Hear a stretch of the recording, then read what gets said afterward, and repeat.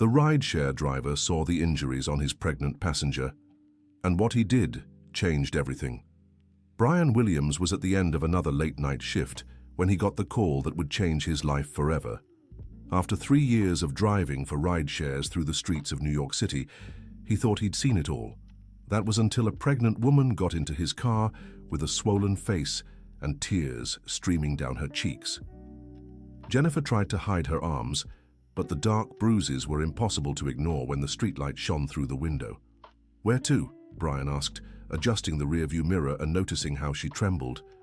"St. Joseph's Hospital, on the south side," Jennifer answered, her voice choked, avoiding his gaze. Brian knew the city well. St. Joseph's was over an hour away, and there were at least 5 hospitals much closer. "Ma'am, are you sure? General Hospital is right nearby. It'd be much faster." "No," she shouted, then caught herself. "I'm sorry. It has to be St. Joseph's." During the first few minutes of the drive, Brian watched in the mirror as Jennifer tried to wipe dried blood from her lip with her sleeve. She was clearly 7 months pregnant, but something was very wrong. "Are you okay? Do you want me to stop somewhere so you can clean up?" Jennifer looked up for the first time, meeting Brian's worried eyes in the mirror. There was kindness in those dark eyes, something she hadn't seen in a long time. "I'm fine," she lied, rubbing her belly. "I just fell at home, you know how it is. With this belly, it's hard to keep balance." Brian didn't believe her for a second. He had a younger sister, Emily, and he knew the signs. The marks on her neck, the bruises on her wrists, the way she flinched every time a car got too close. "Look, I don't want to overstep, but if you need help—" "I don't need anything," Jennifer cut in, but her voice wavered. They drove in silence for a few more miles until Jennifer suddenly leaned forward, pressing her forehead against the seat. "Ma'am, are you feeling sick?" "I think so. It hurts really bad here," she said, pointing to her belly. "And I haven't eaten today." Dear listener, if you're enjoying the story, don't forget to like and especially subscribe to the channel. It really helps us newcomers. Now, back to the story. "You haven't eaten? But you're pregnant. That can't be." Jennifer started, then stopped. "I didn't have time." Brian's chest tightened. So there was a man behind this. "I'm stopping at the next burger joint. You need to eat something." "No, please, we don't have time. I need to get to the hospital." "You'll pass out if you don't eat. It'll just be a minute." Jennifer wanted to argue, but another wave of pain made her nod. Brian pulled into the drive-thru and ordered a burger, fries, and juice. "It's on me," he said when he saw Jennifer fumbling for her purse. "I can't accept—" "Yes, you can. My mom always said a pregnant woman should never go hungry." As they waited for the food, Brian noticed how Jennifer's hands shook. It wasn't just hunger or pain, it was fear. "What's your name?" "Jennifer. Jennifer Anderson." "I'm Brian. Nice to meet you, even if it's under complicated circumstances."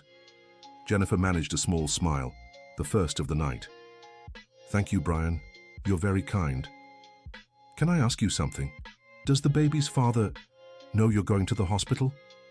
Jennifer's smile vanished. "He isn't home. He's away for work." Another lie. Brian grew more concerned. They got the food, and Jennifer devoured the burger as if she hadn't eaten in days. Maybe she hadn't. "Mrs. Anderson, do you work?" "I'm a teacher. Well, I was a teacher. I'm on leave now because of the pregnancy." "What subject did you teach?" "History. I love teaching about colonial America, you know. The stories of the women who built this country, even when no one talked about them." For the first time that night, Jennifer spoke with enthusiasm. It was clear she loved what she did. "It must be hard being away from something you love so much." "Yeah, but sometimes we don't have a choice, right?" They got back on the road, but 15 minutes later, Jennifer started groaning in pain. "Mrs. Jennifer, what's happening?" "I don't know. It hurts so much. I think—" And then she passed out. Brian felt panic take over. He checked the GPS. It was still 40 minutes to St. Joseph's Hospital, But there was a sign for Mercy Hospital just 5 minutes away. For a second, he hesitated. She had specifically asked to go to St. Joseph's. But what if it was too late? He made the decision that would save Jennifer's life and turned the wheel toward Mercy Hospital. He screeched into the emergency entrance and shouted for help. 2 nurses rushed out with a stretcher and took Jennifer inside, still unconscious. "Sir, what happened?" one of the nurses asked. "She was in my car, asked to go to another hospital, but she passed out on the way. She's about 7 months pregnant." "All right, we'll take care of her." "Are you her husband?" "No, I'm a rideshare driver. She was heading to another hospital, but you did the right thing bringing her here. I'll have someone contact her family." Brian waited in the lobby, uneasy. Something wasn't right.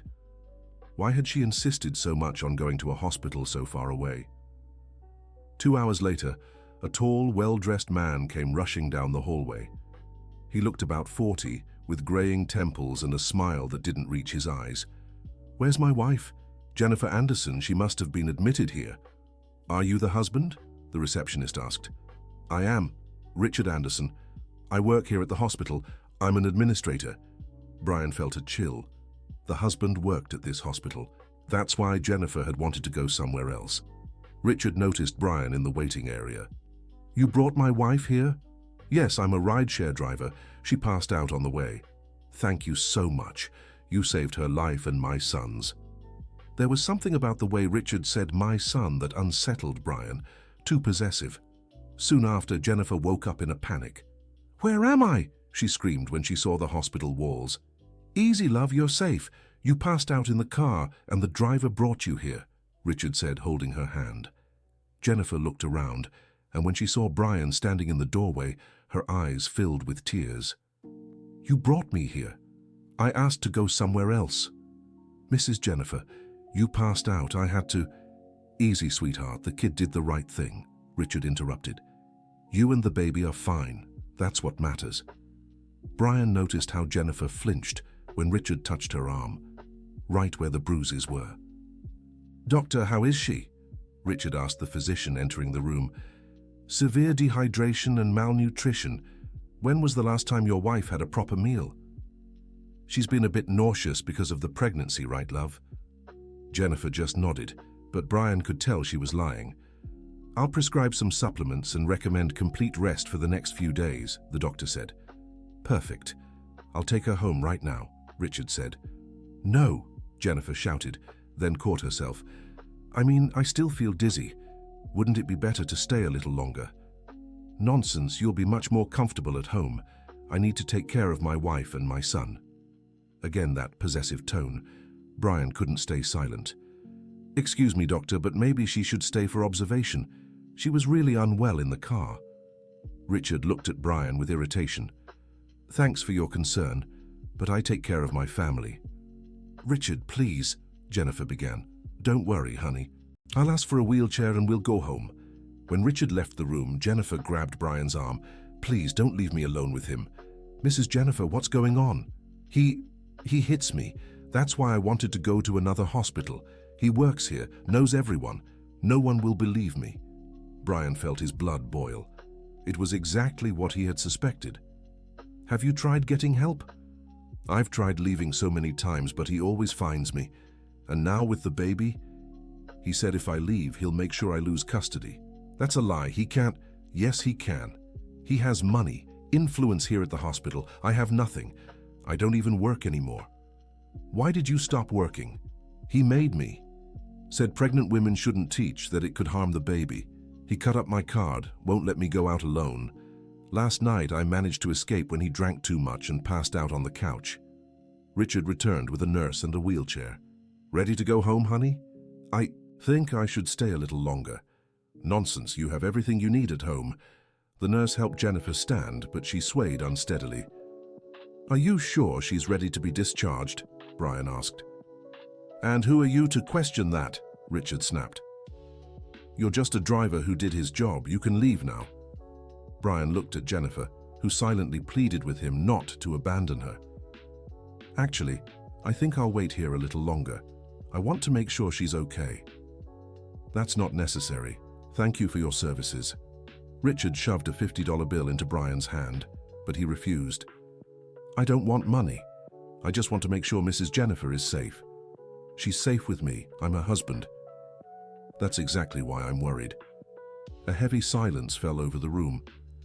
Richard glared at Brian but couldn't do anything in front of the nurse. "Jennifer, let's go."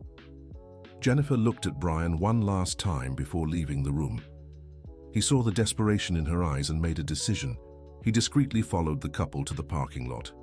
Richard was helping Jennifer into the car when she began resisting. "I don't want to go home, Richard. Please." "Enough drama. You're going home, resting, and stopping this nonsense." "It's not nonsense.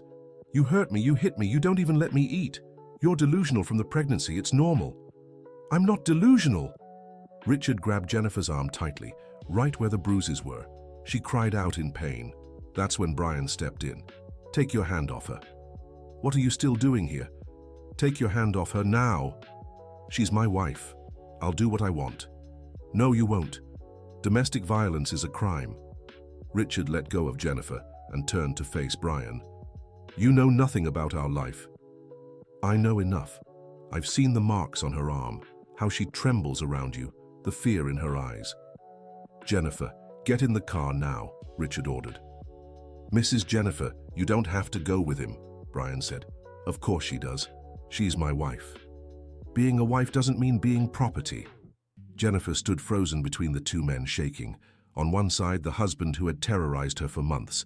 On the other, a stranger risking his own safety to help her. "Jennifer, you have 10 seconds to get in this car, or things will get much worse for you," Richard threatened.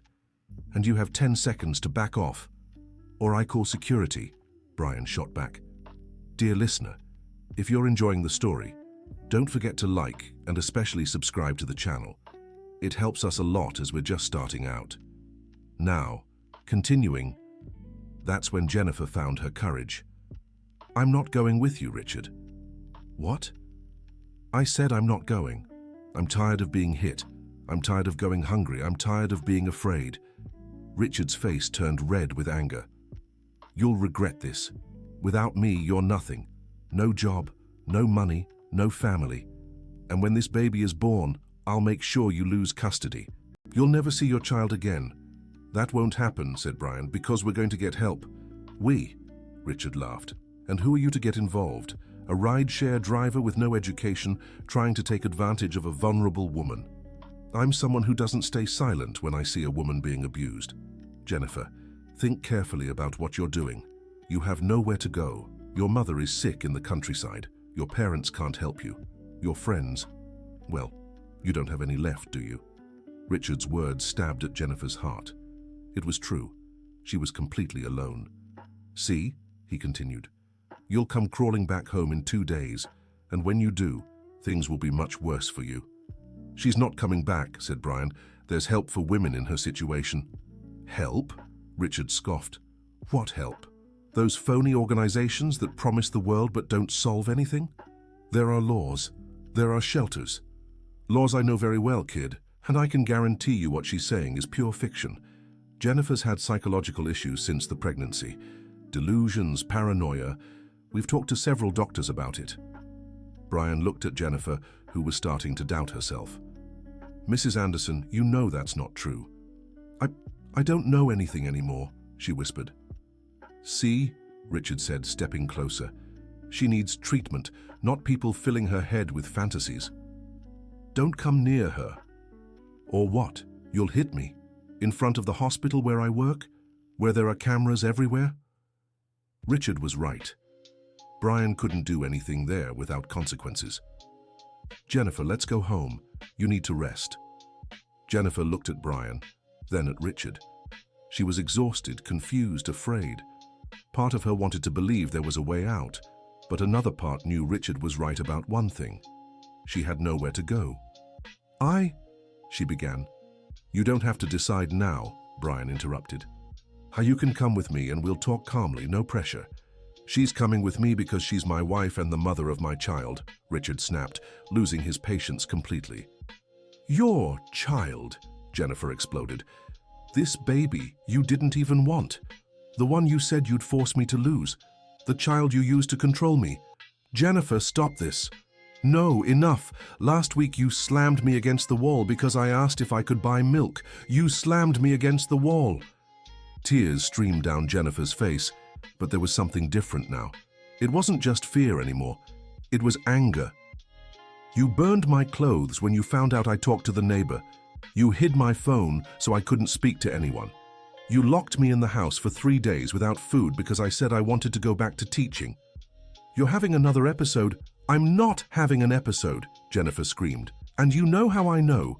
Because for the first time in months there's someone here who's actually listening to me.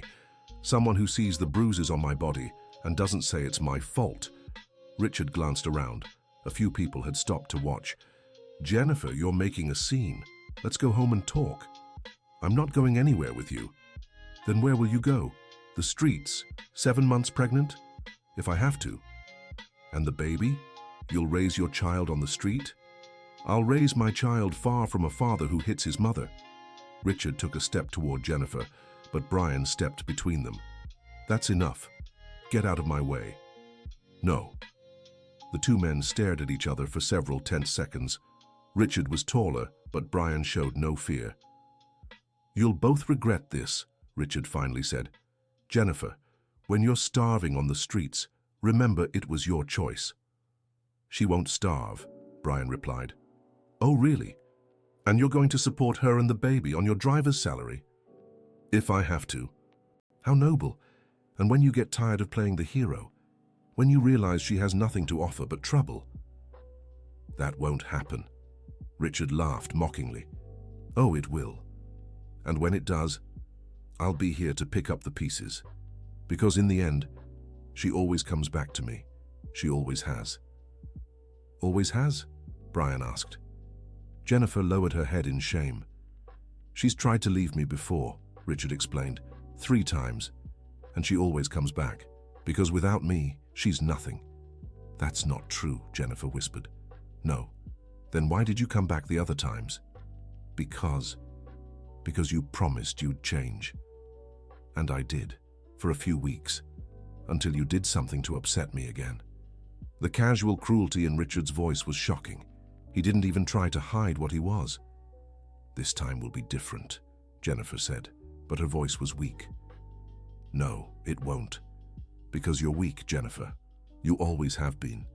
That's why you chose to marry me instead of pursuing a career. That's why you quit your job when I asked. That's why you've put up with all this for so long. Every word hit like a punch. Brian watched Jennifer shrink under the weight of his accusations. Stop, Brian said. Why? It's the truth. She knows it's true. The truth is, ma'am, you're a survivor, Brian told Jennifer. The truth is, enduring all this for so long takes more strength than he'll ever have. Strength? Richard scoffed. She's pathetic. Pathetic is a man who hits a pregnant woman. I never hit her.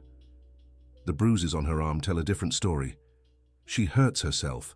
Her coordination is off because of the pregnancy. That's a lie, and you know it. Prove it. Brian looked at Jennifer, who was clearly fighting an internal battle. Part of her wanted to speak up, but years of manipulation made her doubt her own reality. Mrs. Anderson, do you remember what you told me in the car? About teaching history? About the women who built this country even when no one talked about them? Jennifer lifted her eyes. I remember. You said they were strong even when everyone called them weak, that they made a difference even when everyone said they didn't matter. Yet, you're one of those women, Richard snorted. Nice little speech, but it changes nothing. Jennifer, I'll count to 3. If you don't get in the car, you'll regret it for the rest of your life. I won't. 1, Jennifer. 2, I said I won't. 3. Richard took an aggressive step toward Jennifer, but Brian was faster. He grabbed Richard's arm and shoved him back. Don't touch her. Get your hands off me, not until you step away from her. Just then, a hospital security guard approached. Is there a problem here? Yes, Richard said quickly. This man is threatening me and trying to take my wife away. That's not true, Jennifer said. My husband abuses me. This man is trying to help me. The guard looked at the 3 of them, clearly uncomfortable. "Ma'am, do you want to file a report?" "She's not doing anything," Richard snapped. "She's having delusions because of the pregnancy." "Let her answer," the guard said. Jennifer looked at Richard, then at Brian, then at the guard. She knew this was the decisive moment. If she didn't speak now, she might never get another chance. "Yes," she said firmly. "I want to file a police report." Richard turned pale. "Jennifer, you don't know what you're doing." "I know exactly what I'm doing." "All right," said the security guard. "I'll call the patrol car that's always nearby." "Sir," he turned to Richard, "I need you to stay away from your wife until this is resolved."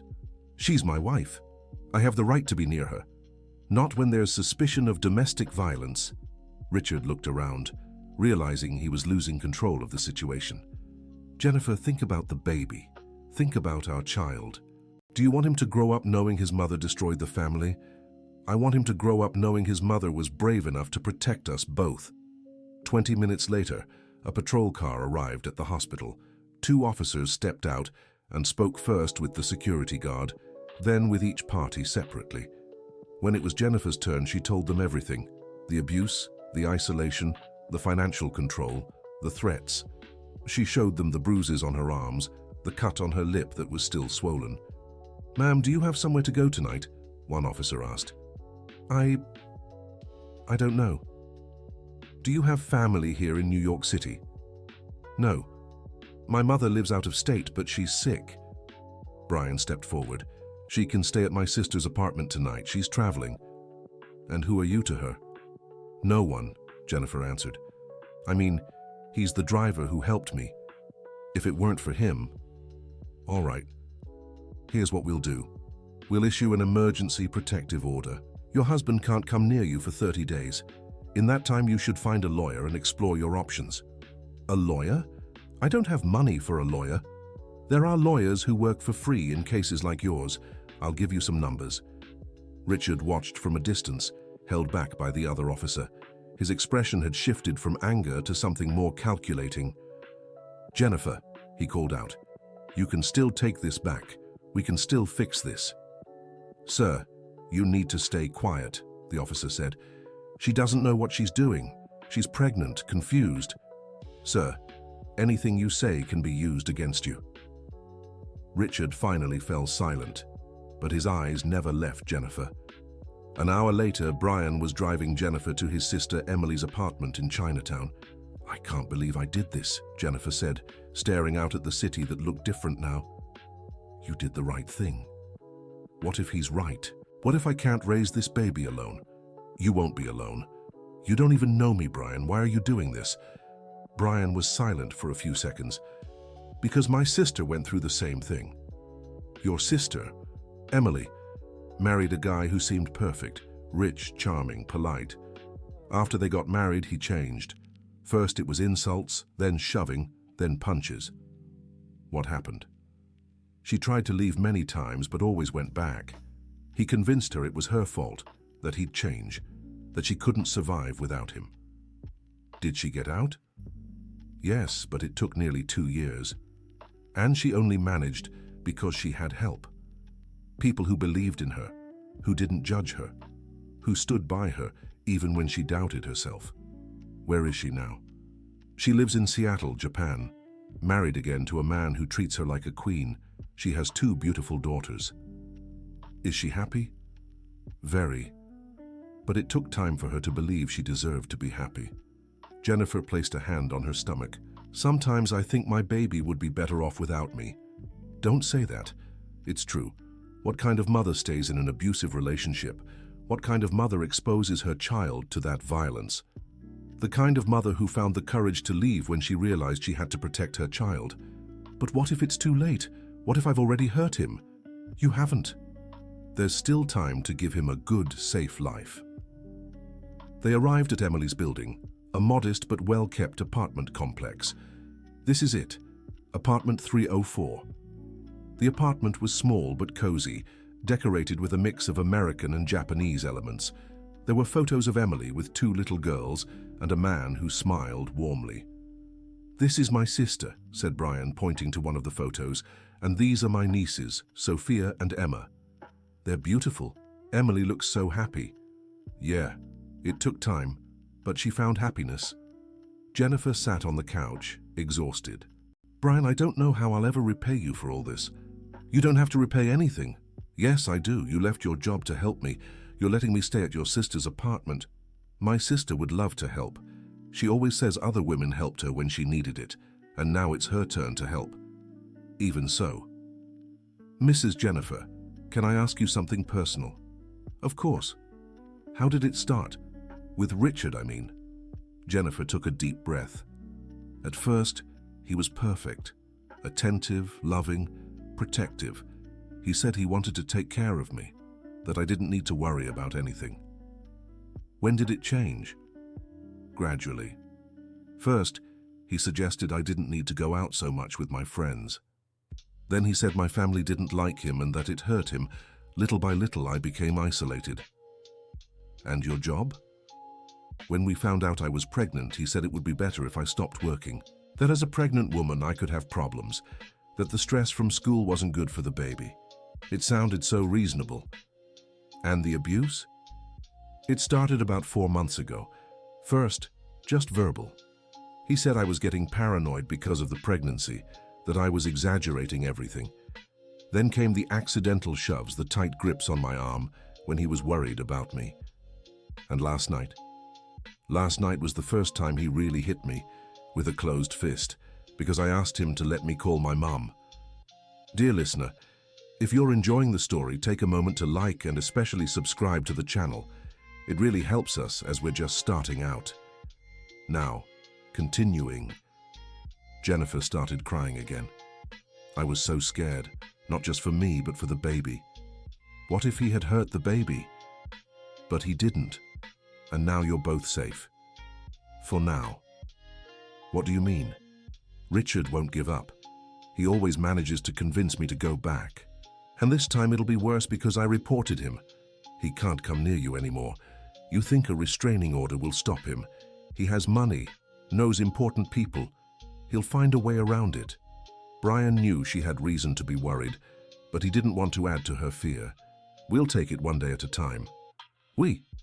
You're not going through this alone, Jennifer. I promise. Why? Why do you care so much? Brian hesitated. There was something he hadn't told her about Emily. Because when my sister needed help, I wasn't here.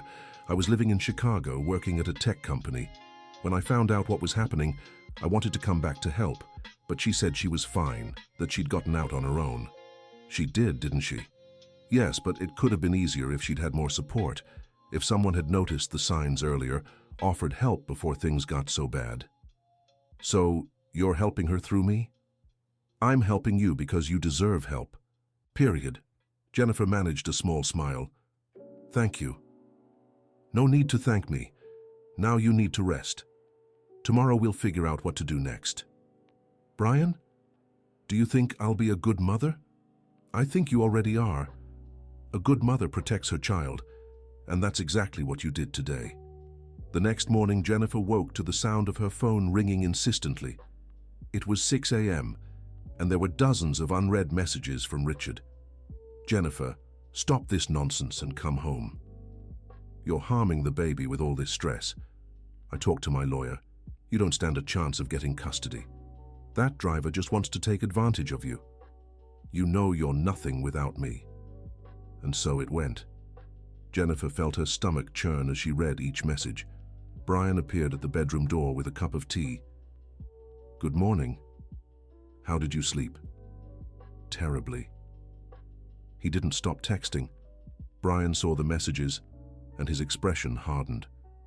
This is harassment. We'll take it to the officers who helped you yesterday. What for? They'll say they're just messages.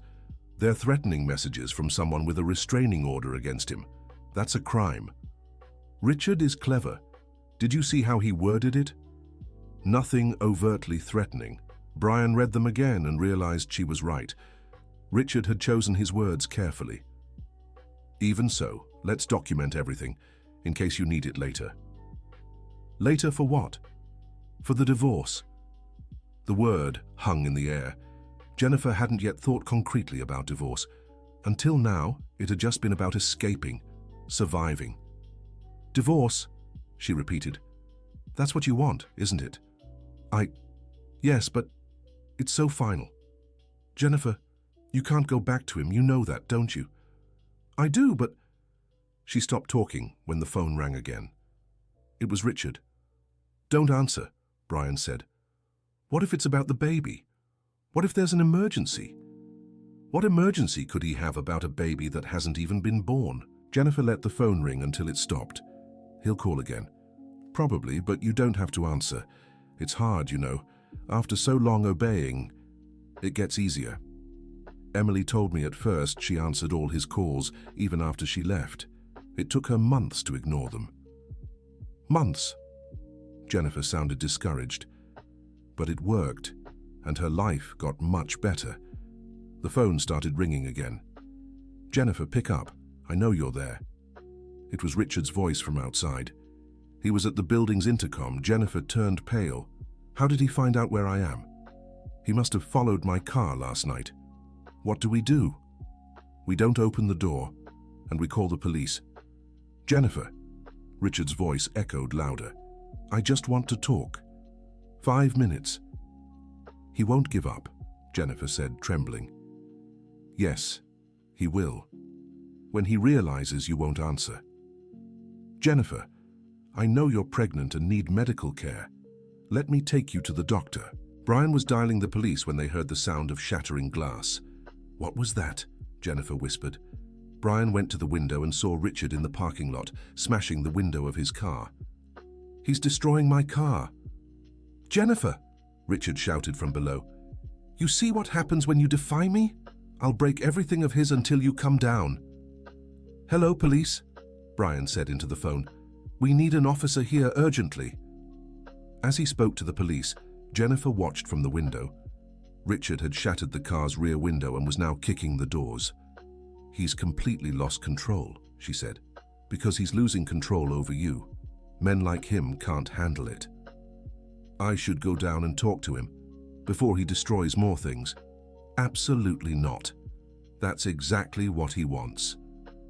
But your car, it's just a car. Your safety is more important. The police arrived in 10 minutes. Richard tried to argue he was just worried about his pregnant wife, but the destruction of the car spoke louder than his words. Sir, you have a restraining order, one officer said.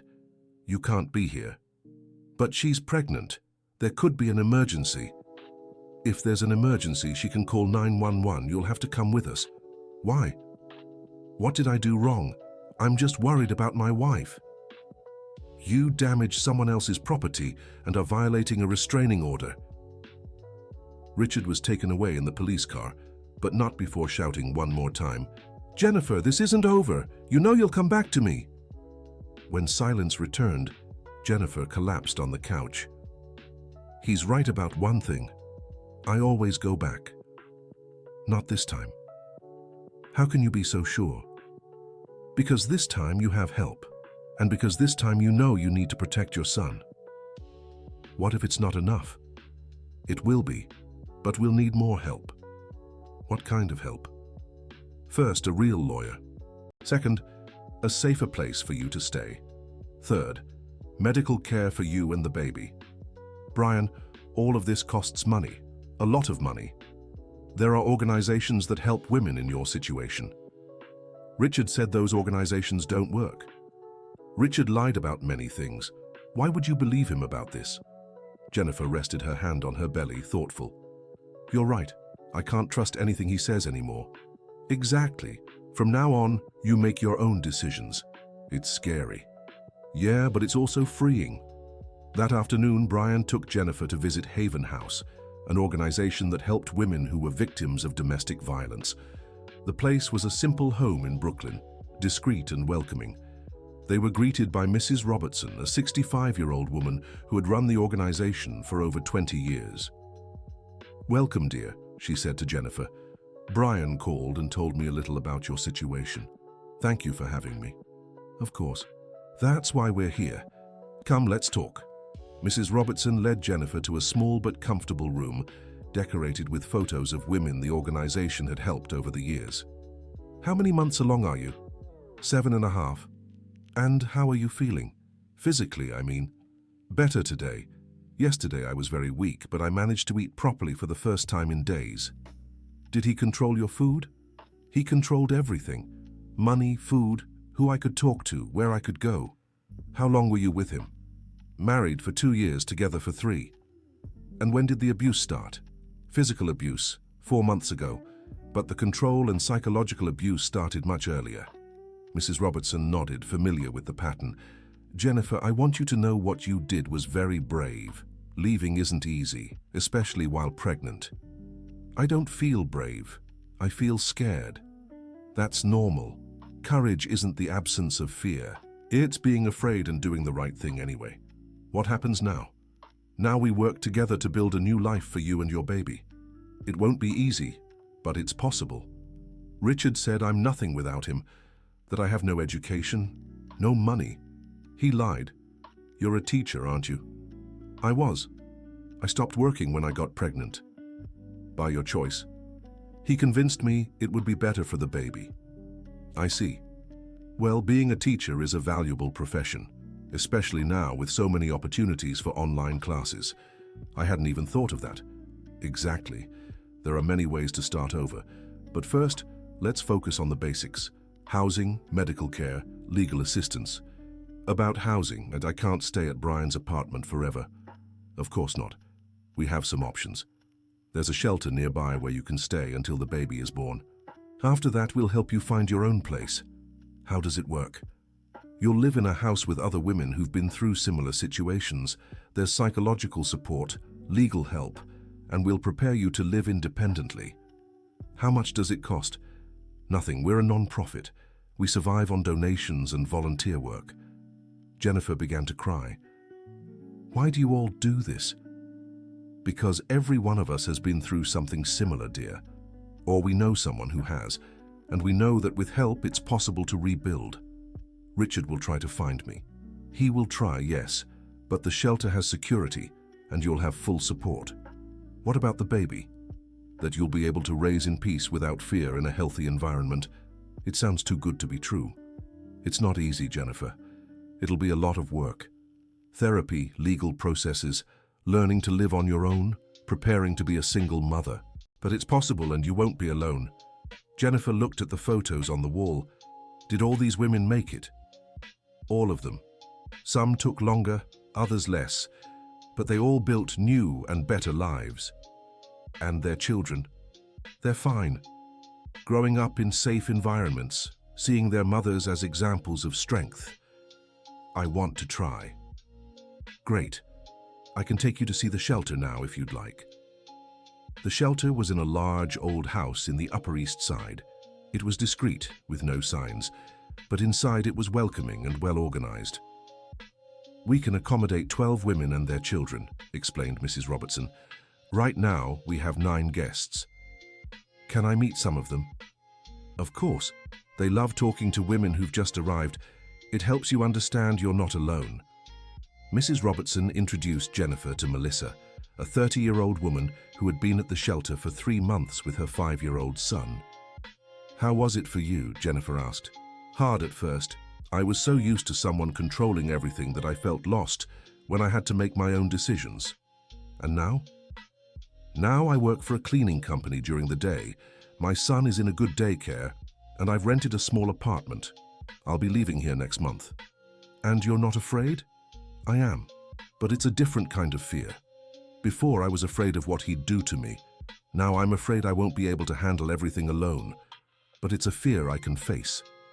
Did your ex-husband try to find you? He did, several times, but he gave up when he saw I wasn't coming back. How did you know for sure you wouldn't go back? Therapy. A lot of psychological work to understand I deserve to be treated with respect. And seeing my son happy for the first time in years, did he notice the difference? A lot. Before he was always scared, thinking he'd done something wrong. Now he plays, laughs, asks questions. He's a normal kid. Jennifer touched her stomach. That's what I want for my child. You'll be able to give that to them, but you have to believe you deserve it. That's the hardest part. It is, but it's worth it. After seeing the shelter and talking to a few more women, Jennifer made her decision. I want to stay here. Are you sure? Brian asked.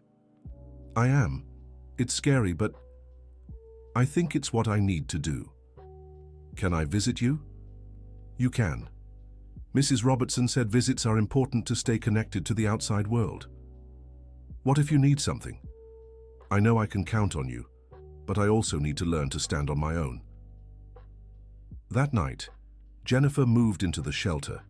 Her room was small but clean, with a single bed, a crib for when the baby arrived, and a small dresser. Her roommate was Ashley, a 22-year-old who was 5 months pregnant. First night is always the hardest, Ashley said. You keep thinking you'll wake up and he'll be there. Exactly. But then you realize you can sleep through the night without fear. It's an amazing feeling. How long have you been here? 2 months. I came in my 4th month of pregnancy, after he pushed me down the stairs. Oh my God. Luckily the baby was fine, but it was the wake-up call I needed.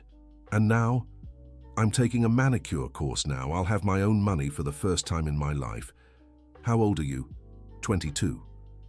Wow, so young. I got married at 16. He was 28. How did your parents allow it? My parents died when I was 15. He showed up offering to take care of me and I thought it was love. And you found out it wasn't? I found out it was possession. He wanted me as an object, not as a person. That's exactly it. Richard always said my wife and my son like we were his property. But now we're free. Are you afraid of the future? Very. But it's different from the fear I had before. Before I was afraid of the present.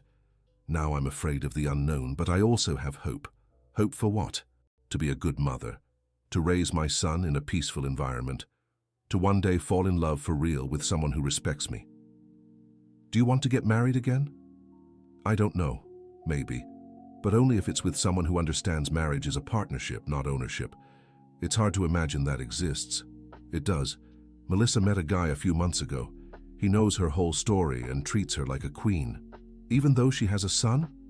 He adores the boy. It took weeks for Melissa's son to trust him, but now they're great friends. Good for her. It'll be good for you too. But first, you need to heal. Heal from what? From all those years of hearing you're worthless, that you can't live alone, that you're to blame for everything bad that happens. Yeah, it'll be hard to stop believing that. It will, but it's possible. I'm managing. The two talked late into the night, sharing stories and fears. For the first time in months, Jennifer felt understood by someone who truly knew what she was going through. The next morning, Jennifer woke up for the first time in months without fear. No one was yelling at her, no threats, no tension in the air. How do you feel? Asked Ashley. Different. Lighter. It's because you're not walking on eggshells. Exactly. I can breathe deeply. And this is just the beginning. After breakfast, Jennifer had her first therapy session with the shelter's psychologist, Dr. Thompson. How are you feeling about your decision to stay here? Scared, but relieved too. That's normal. Leaving an abusive relationship is like leaving prison. Freedom is good, but it's scary at first. He used to tell me that without him, I couldn't make any decisions. What do you think of that now? That he was lying. I made the decision to leave. I made the decision to come here. Exactly. What other decisions did you make in life before meeting him? I decided to major in history, got my first job, bought my first car. So you've always been capable of making decisions. Yeah, I never thought of it that way. What changed when you met him? He always had a strong opinion about everything, and he said it was because he cared about me, because he wanted to protect me. And you believed him? At first, yes, I thought it was affection. When did you realize it wasn't? When I started feeling like I was suffocating. But by then, he'd already convinced me I couldn't take care of myself. How do you feel now, taking care of yourself? Good. A little lost sometimes, but good. It's normal to feel lost. You're relearning how to be yourself. Doctor, will I be a good mother? What's a good mother to you? Someone who protects her child, gives love, security. And aren't you doing exactly that? How so? You left a dangerous relationship to protect your son. You're seeking help to give him a safe environment. You're taking care of yourself so you can take good care of him. When you put it that way, Jennifer, you're already a good mother. What you're doing now is learning how to be a good single mother. These are different things. What's the difference? A good single mother needs to trust herself, needs to build a support network, needs to be independent, but that doesn't mean being alone. I don't understand. Being independent doesn't mean doing everything by yourself. It means knowing when to ask for help, knowing how to choose the right people to support you. Like Brian? Like Brian, like us here at the shelter, like the professionals who will guide you. A healthy support network. It's very different from depending on just one person. Exactly. When you depend on just one person, they have all the power over you. When you have a support network, the power is distributed and you still keep your autonomy. The conversation with Dr. Thompson helped Jennifer understand her situation better. For the first time, she began to see her leaving as an act of strength, not weakness. That afternoon, Brian came to visit. How are you? Better than I imagined. The women here are amazing. And how's the baby? Good. I'm going for a free prenatal checkup nearby tomorrow. That's great. And Richard? He hasn't tried to contact me since yesterday. I hope he's given up. Maybe. Or maybe he's planning something. I don't want to think about that now. You're right, it's better to focus on the present. Brian, can I ask you something? Of course. Why didn't you give up on helping me? Even after everything that happened, you could have just walked away. Because I saw you needed help even when you couldn't ask for it. What do you mean? When you got in my car that night, you were clearly running from something. And when you tried to hide the bruises, and I knew I had to help. Even though I was a stranger. My mother always taught me that we help those in need no matter who they are. Your mother sounds like a special person. She was. She passed away 2 years ago. I'm sorry. Don't be. She'd be proud to know I managed to help you. I'm sure she would. Jennifer, can I tell you something? Of course. When I brought you here, I had no idea how this would end. I just knew I couldn't let you go back to him. And now? Now I see you're much stronger than you think, and I'm sure you'll be able to build a good life for yourself and your child. Even though I don't know where to start? No one knows where to start when they're starting over. The important thing is to take the first step. What was my first step? Accepting to get in my car that night. Was it really that simple? The biggest turning points in our lives usually begin with simple decisions. And what's the next step? Trust the process, accept help. Believe you deserve to be happy. That's the hardest part. I know, but you're not alone in this. 2 weeks later, Jennifer had settled into a routine at the shelter. She participated in group activities, attended therapy 3 times a week, and had started an online refresher course in teaching. How's the course going? Asked Ashley. Really good. I forgot how much I loved studying. Didn't Richard let you study? Not exactly, but he always found something urgent for me to do whenever I tried to focus on anything other than housework. Classic manipulation. It's amazing how you only see these things after you leave. That's because when you're in it, you're always in survival mode. You don't have the energy to analyze. True, now that I'm not scared all the time, I can think more clearly. And the baby, how is he? Doing great. The doctor said he's growing perfectly. And you know what's the most amazing thing? What? He moves more now. It's like he can sense he's in a calmer environment. Babies feel everything, even in the womb. Yeah, I keep thinking maybe he was stressed before too. Probably. But now you're both safe. That afternoon, Jennifer got an unexpected call. It was her mother, Mrs. Barbara. Sweetheart, how are you? Mom, how did you get my number? A young man called me. Brian. He told me what happened. Why didn't you say anything? Jennifer hesitated. She'd wanted to call her mother for weeks, but didn't know how to explain the situation. Because I was ashamed, Mum. Ashamed of what, honey? That I let it happen. That I didn't leave sooner. My dear, this isn't your fault. That man deceived you, manipulated you. You're not mad at me. Mad? I'm proud. You had the courage to leave to protect my grandson. How's your health, Mum? Better. The new medication is working, and knowing you're safe has given me so much strength. I want to see you, Mom. Me too, honey. But first, get settled there, then we'll see each other. Then we'll... Don't you think I should have tried to work things out with him? Work things out?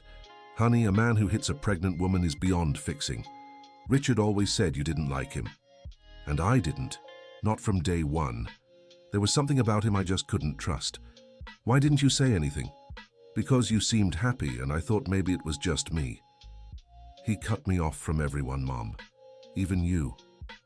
I noticed. When you stopped calling me every week, I knew something was wrong. Why didn't you push harder? I tried a few times, but he always answered the phone and said you were sleeping or busy. And you believed him? At first, yes. Then I started suspecting, but I didn't know what to do. I'm so sorry, Mom. You have nothing to apologize for, honey. You were a victim. Now I'm in a place that helps women like me, and I'm in therapy. That's good, honey. It'll help you so much. Mom, do you think I can raise this baby alone? Sweetheart, I raised you by myself after your father left us, and you turned out just fine, graduated, became a teacher. That's true. Of course it is. And you'll do even better with your son because you're more educated than I was back then. Thank you for supporting me, Mom. I'll always support you, honey. Now tell me how you're really feeling. Jennifer spent an hour on the phone with her mother, talking about the shelter, the other women, and her plans for the future. It was the first truly honest conversation she'd had with Mrs. Barbara in months. When she hung up, she felt more connected to herself and her story. How did it go? Ashley asked. Better than I expected. My mum fully supports me. You're lucky. Mine still thinks I should have stayed with him. Really? She says a man who provides shouldn't be let go so easily. Even though he hit you? She says all men hit sometimes, that it's just part of it. That's awful. That's why some women take so long to leave. When even your own family doesn't back you, it must be so hard. It is, but here, I've found the support I didn't get at home. It really is like family, isn't it? Yeah, a chosen family. That night, Jennifer wrote in her journal something she'd started doing again at her therapist's suggestion. Today, I talked to my mom for the first time in months. It was freeing to realize she's always been on my side, even when I thought I was alone. Richard made me believe no one cared about me, but it wasn't true. Brian helped me when I was a complete stranger. The women here welcomed me like a sister. My mom supports me even without fully understanding what I've been through. I'm not alone. I never was. I was just in a situation that kept me from seeing it. 3 weeks later, Jennifer was in her 33rd week of pregnancy when she got worrying news. Richard had hired a lawyer and was trying to overturn the restraining order. How can he do this, she asked Dr. Thompson. He's claiming you have psychological issues stemming from the pregnancy and that you made false accusations against him. But that's not true. I know. But he has resources and is using them to his advantage. What can we do? You'll need a lawyer too, and we'll need witnesses to confirm your mental state and the truth about the abuse. What witnesses? He isolated me from everyone. There's Brian, who saw the marks and witnessed his behavior at the hospital. There's the hospital staff who treated you. And there's all of us here, who can vouch for your mental stability and progress. Will it be enough? I don't know, but we'll fight. What if he gets custody of the baby? We'll do everything to prevent that. That night, Jennifer barely slept. The thought of losing her child to Richard terrified her. Calm down, said Ashley. He's just trying to scare you. But what if he succeeds? He won't. No judge would grant custody of a newborn to a father with a history of domestic violence. But what if he hides it? He can't.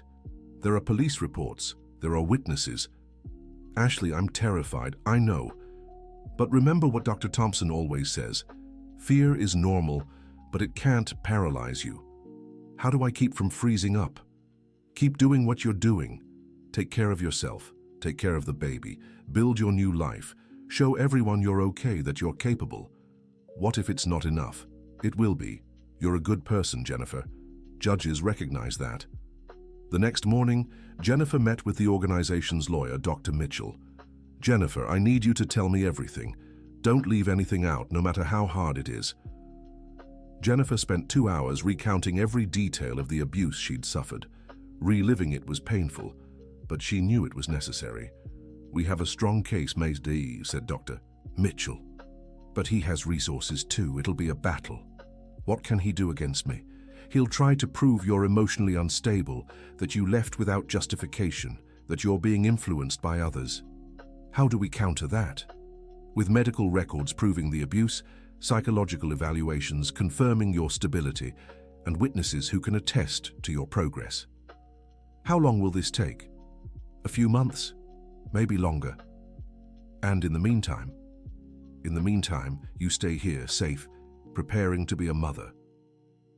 What if the baby is born before the case is over? Temporary custody will likely be yours as the mother. He'd have to prove something extreme to change that." "Like what?" "Drug use, neglect, things like that. And we have enough evidence to show none of that applies to you." "Doctor, can I ask you something?" "Of course." "Have you ever lost a case like this?" "Yes. But they were very specific situations. In your case, I'm confident." "Why?" "Because everything is documented. You have a strong support network, and most importantly, you understand what happened to you." "What do you mean?" "Many women who go through this are confused, unsure if it was abuse. You see the situation clearly. Therapy helped me understand, and that will be clear to any judge. You're not unstable. You're someone who left an abusive situation and is rebuilding. I hope it's enough." "It will be. But you need to prepare yourself. You'll hear harsh things about yourself during the case." "What kind of things?" "He'll try to tear you down. He'll say you're irresponsible, a liar, selfish." "How will I stand hearing that?" "By remembering their lies, and that you have people who know the truth on your side." After talking to the lawyer, Jennifer felt more prepared for what lay ahead. It wouldn't be easy, but at least now she knew what to expect. A week later, the day of the first hearing arrived. Jennifer was nervous but determined. "What should I wear?" she asked Mrs. Robertson. "Something simple but neat. You want to look respectable, not flashy." "What if I get emotional?" "It's normal to get emotional when talking about trauma. That doesn't make you seem unstable." "What if I forget something important?" "Dr. Mitchell will be there to help you, and you can always ask for a moment to collect yourself." Brian offered to take her to the courthouse. "You don't have to come in with me," Jennifer said. "You've already done so much." "I want to be there, as a witness and as a friend." "Friend?" "That's how I see you now, as a friend I deeply admire." "Thank you, Brian, for everything." "You don't have to thank me. You saved yourself." "I didn't do it alone." "No, but you had the courage to accept help. That's also a form of strength." At the courthouse, Jennifer saw Richard for the first time since that night at the hospital. He was dressed elegantly, accompanied by an equally polished lawyer. When their eyes met, Jennifer felt a stab of fear, but not the paralysis she had expected. "Are you okay?" Brian whispered. "I am. Scared, but okay." The judge was a middle-aged man with a serious but not intimidating demeanor. "We'll hear from the petitioner first," he said. Richard's lawyer presented his version. Jennifer was an emotionally unstable woman who had abandoned their home during a psychological crisis caused by pregnancy. The abuse allegations were fantasies resulting from hormonal imbalances and the influence of malicious third parties. "My client is genuinely concerned about his wife's mental health and the well-being of their unborn child," the lawyer said. Jennifer listened in silence, feeling anger but maintaining her composure. Then it was Dr. Mitchell's turn to present the defense. "Your Honor, my client is a victim of systematic domestic violence. We have medical evidence of the assaults, a police report, and witnesses to the petitioner's aggressive behavior. The defense may call its first witness." Brian was called and recounted in detail what he had witnessed the night he met Jennifer. "The marks on her arms were clear," he said, "and his behavior at the hospital was clearly intimidating." "Any questions from the defense?" the judge asked. Richard's lawyer stood up. "Mr. Williams, how long have you known Mrs. Anderson?" "Since that night." So your opinion is based on just a few hours of interaction. My opinion is based on what I saw, a woman clearly hurt and afraid. But you're not a doctor or psychologist to assess whether those marks were from abuse or accidents, correct? I'm not a doctor, but I know signs of violence when I see them. How can you be so sure?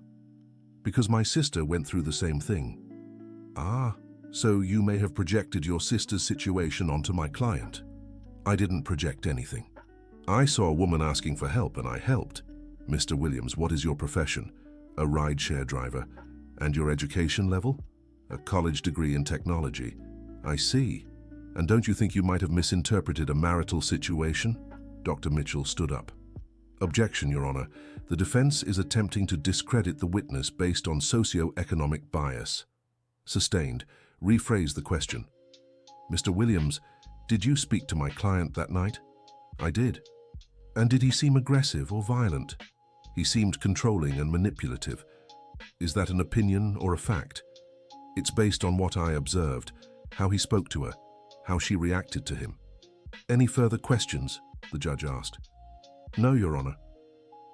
The next witness was the nurse from the hospital who had treated Jennifer. The patient arrived dehydrated, malnourished, with clear signs of recent abuse, she testified. How can you be certain it was abuse and not accidents? Asked Richard's lawyer. Because of the pattern of injuries, bruises in different stages of healing, marks suggesting strong grips on her arms. Did you document this? Yes, it's all in the patient's medical record. And what was her husband's behavior when he arrived at the hospital? At first he seemed concerned, but then he became controlling. He didn't want her speaking alone with the medical team. Isn't that normal for concerned husbands? There's a difference between concern and control. This was clearly control. Next, it was Mrs. Robertson's turn to testify about Jennifer's progress at the shelter. Jennifer came here frightened, with low self-esteem, but fully aware of her situation. She said, "How would you assess her mental state now?" "Excellent. She actively participates in activities, attends therapy regularly, and is preparing to re-enter the workforce." "Do you believe she's capable of raising a child alone?" "Absolutely. She's already shown herself to be a protective mother by making the difficult decision to leave home to protect her baby." Finally, it was Jennifer's turn to testify. "Mrs. Anderson, tell the court why you left home that night." Jennifer took a deep breath and began her story. She spoke about the gradual isolation, the financial control, the physical and psychological abuse. "Why didn't you seek help sooner?" "Because he convinced me no one would believe me, and because I was afraid of the consequences." "What consequences?" "He threatened to take my baby, said he had enough influence to do it." "And why did you decide to leave that specific night?" "Because it was the first time he hit me with a closed fist, and I realized if I didn't leave, I could harm my child." "Did you receive any medical care during your pregnancy?" "Yes, but he controlled all the appointments. He came with me and wouldn't let me speak to the doctor alone." "How can the court be sure your claims are true?" "Because I have the medical records, photos of the injuries, and most of all because I have nothing to gain by making this up." Richard's lawyer began his cross-examination. "Mrs. Anderson, don't you think you might be confusing excessive concern with control?" "No." "How can you be so sure?" "Because concern doesn't leave purple marks on your body." "But couldn't you have gotten hurt in other ways?" "I could have, but that's not what happened." "Are you currently in therapy?" "Yes." "And couldn't that therapy be influencing your perception of past events?" "Therapy is helping me understand that what happened to me wasn't normal or acceptable." "So you admit your perception has changed?" "My perception has clarified. I always knew I was being hurt. Now I understand it wasn't my fault." "Mrs. Anderson, what is your current financial situation?" "I'm at the shelter temporarily, but I'm already preparing to return to work." "As a teacher?" "Yes." "And how do you plan to balance work with raising a baby?" "The same way millions of single mothers do every day in America." "But do you have any practical experience caring for babies?" "I have the same experience any first-time mother has." "Including my client?" "The difference is I won't hit my child." "Objection!" shouted the lawyer. "Rephrase your answer." said the judge. "The difference is, I provide a safe and loving environment." "Any further questions?" asked the judge. "No, Your Honor."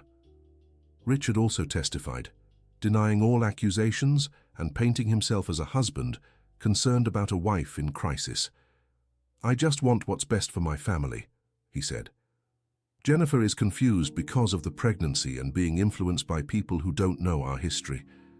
At the end of the hearing, the judge said he would review all the evidence and deliver his decision in 2 weeks. "How do you think it went?" Jennifer asked Dr. Mitchell as they left the courthouse. "I think you did very well. You were firm, consistent, and your witnesses were convincing. And him? He was eloquent, but some of his answers sounded too rehearsed." "What does that mean?"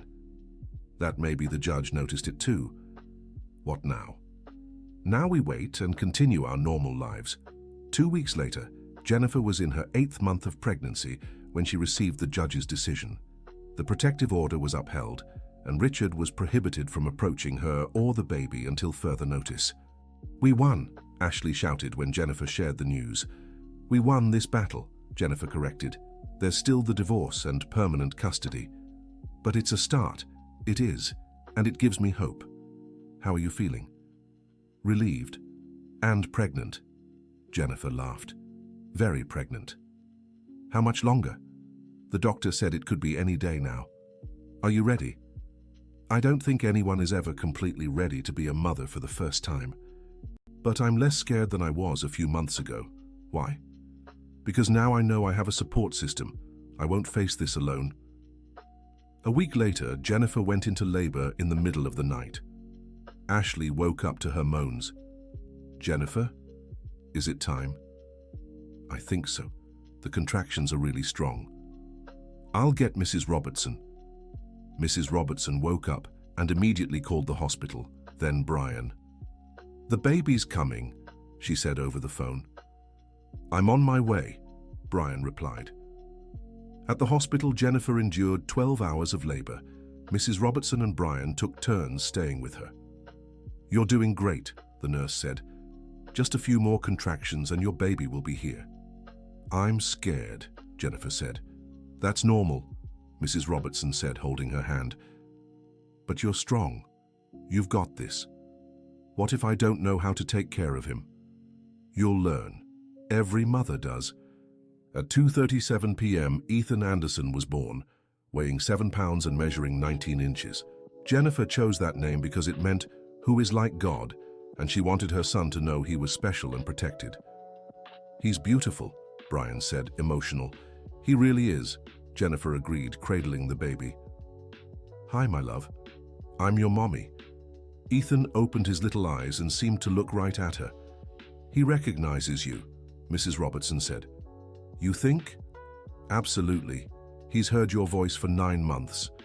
Jennifer spent her first days in the hospital learning to breastfeed, change diapers, and bathe him. The nurses praised her natural maternal instincts.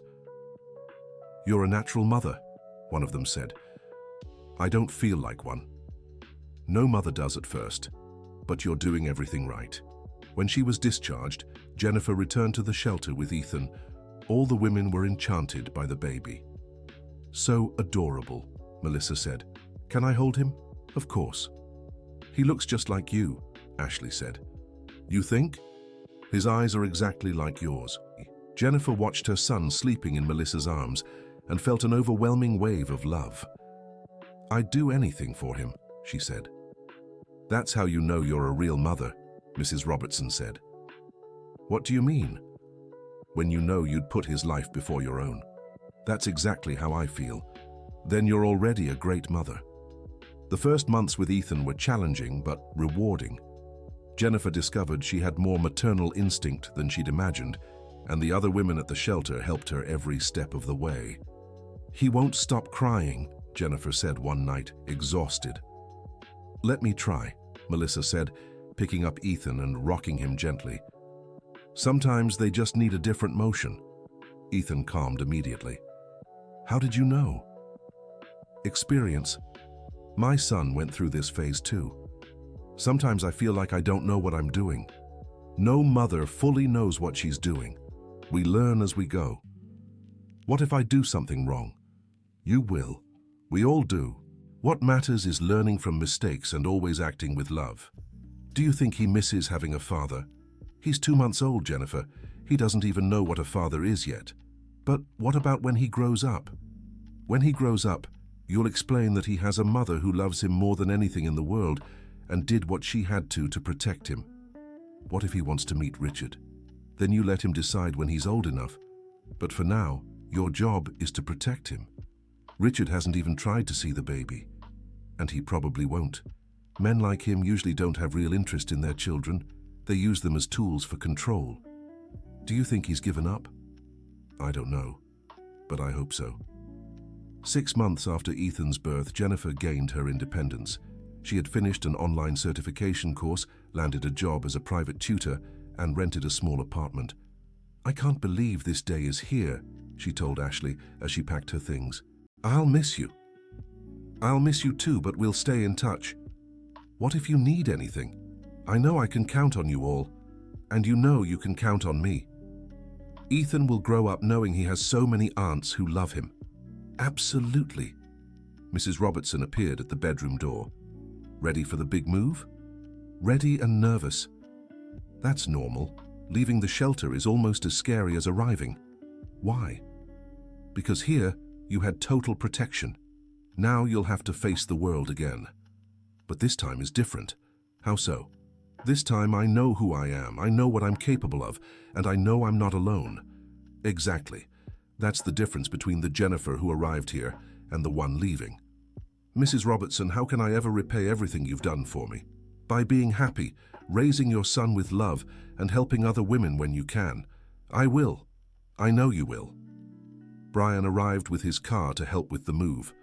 How are you feeling? He asked. Scared but excited. That's the right feeling. Brian, can I ask you something? Of course. Do you regret helping me? Why would you ask that? Because it changed your life too. You spent time, money, energy. Jennifer, helping you was one of the best things I've ever done. Why? Because it reminded me why it's important to be human to one another. What do you mean? Sometimes we get so caught up in our own lives that we forget to look around. You reminded me of the importance of helping. And you reminded me of the importance of accepting help. Exactly. We helped each other. The apartment Jennifer rented was small but cozy, in a safe neighborhood close to the subway. It had a bedroom for her, a small room for Ethan, a living room, kitchen, and bathroom. It's perfect, she said, placing Ethan in his new crib. You did it, Brian said. We did it. I couldn't have gotten here alone. But most of the credit is yours. How so? I just offered help. You had the courage to accept it and fight for a better life. Sometimes I still can't believe I made it. Believe it. You left an abusive relationship, faced a court case, had a baby, got professional training, and gained your independence, all in less than a year. When you put it that way, it's an incredible achievement, Jennifer. And now you live. Raise your child, work at what you love, rebuild your friendships. Maybe one day you'll find someone who deserves you. Do you think that's possible? Finding someone who respects me? I'm sure of it. But first, you need to heal completely. How long does that take? Everyone has their own pace, but you've already come so far. How do you know? Because the Jennifer I met a year ago couldn't even imagine living alone with a baby. And here you are, doing exactly that. 3 months later, Jennifer had settled into her new routine. She worked part-time as a private tutor, took care of Ethan, and on weekends she visited the shelter to help other women.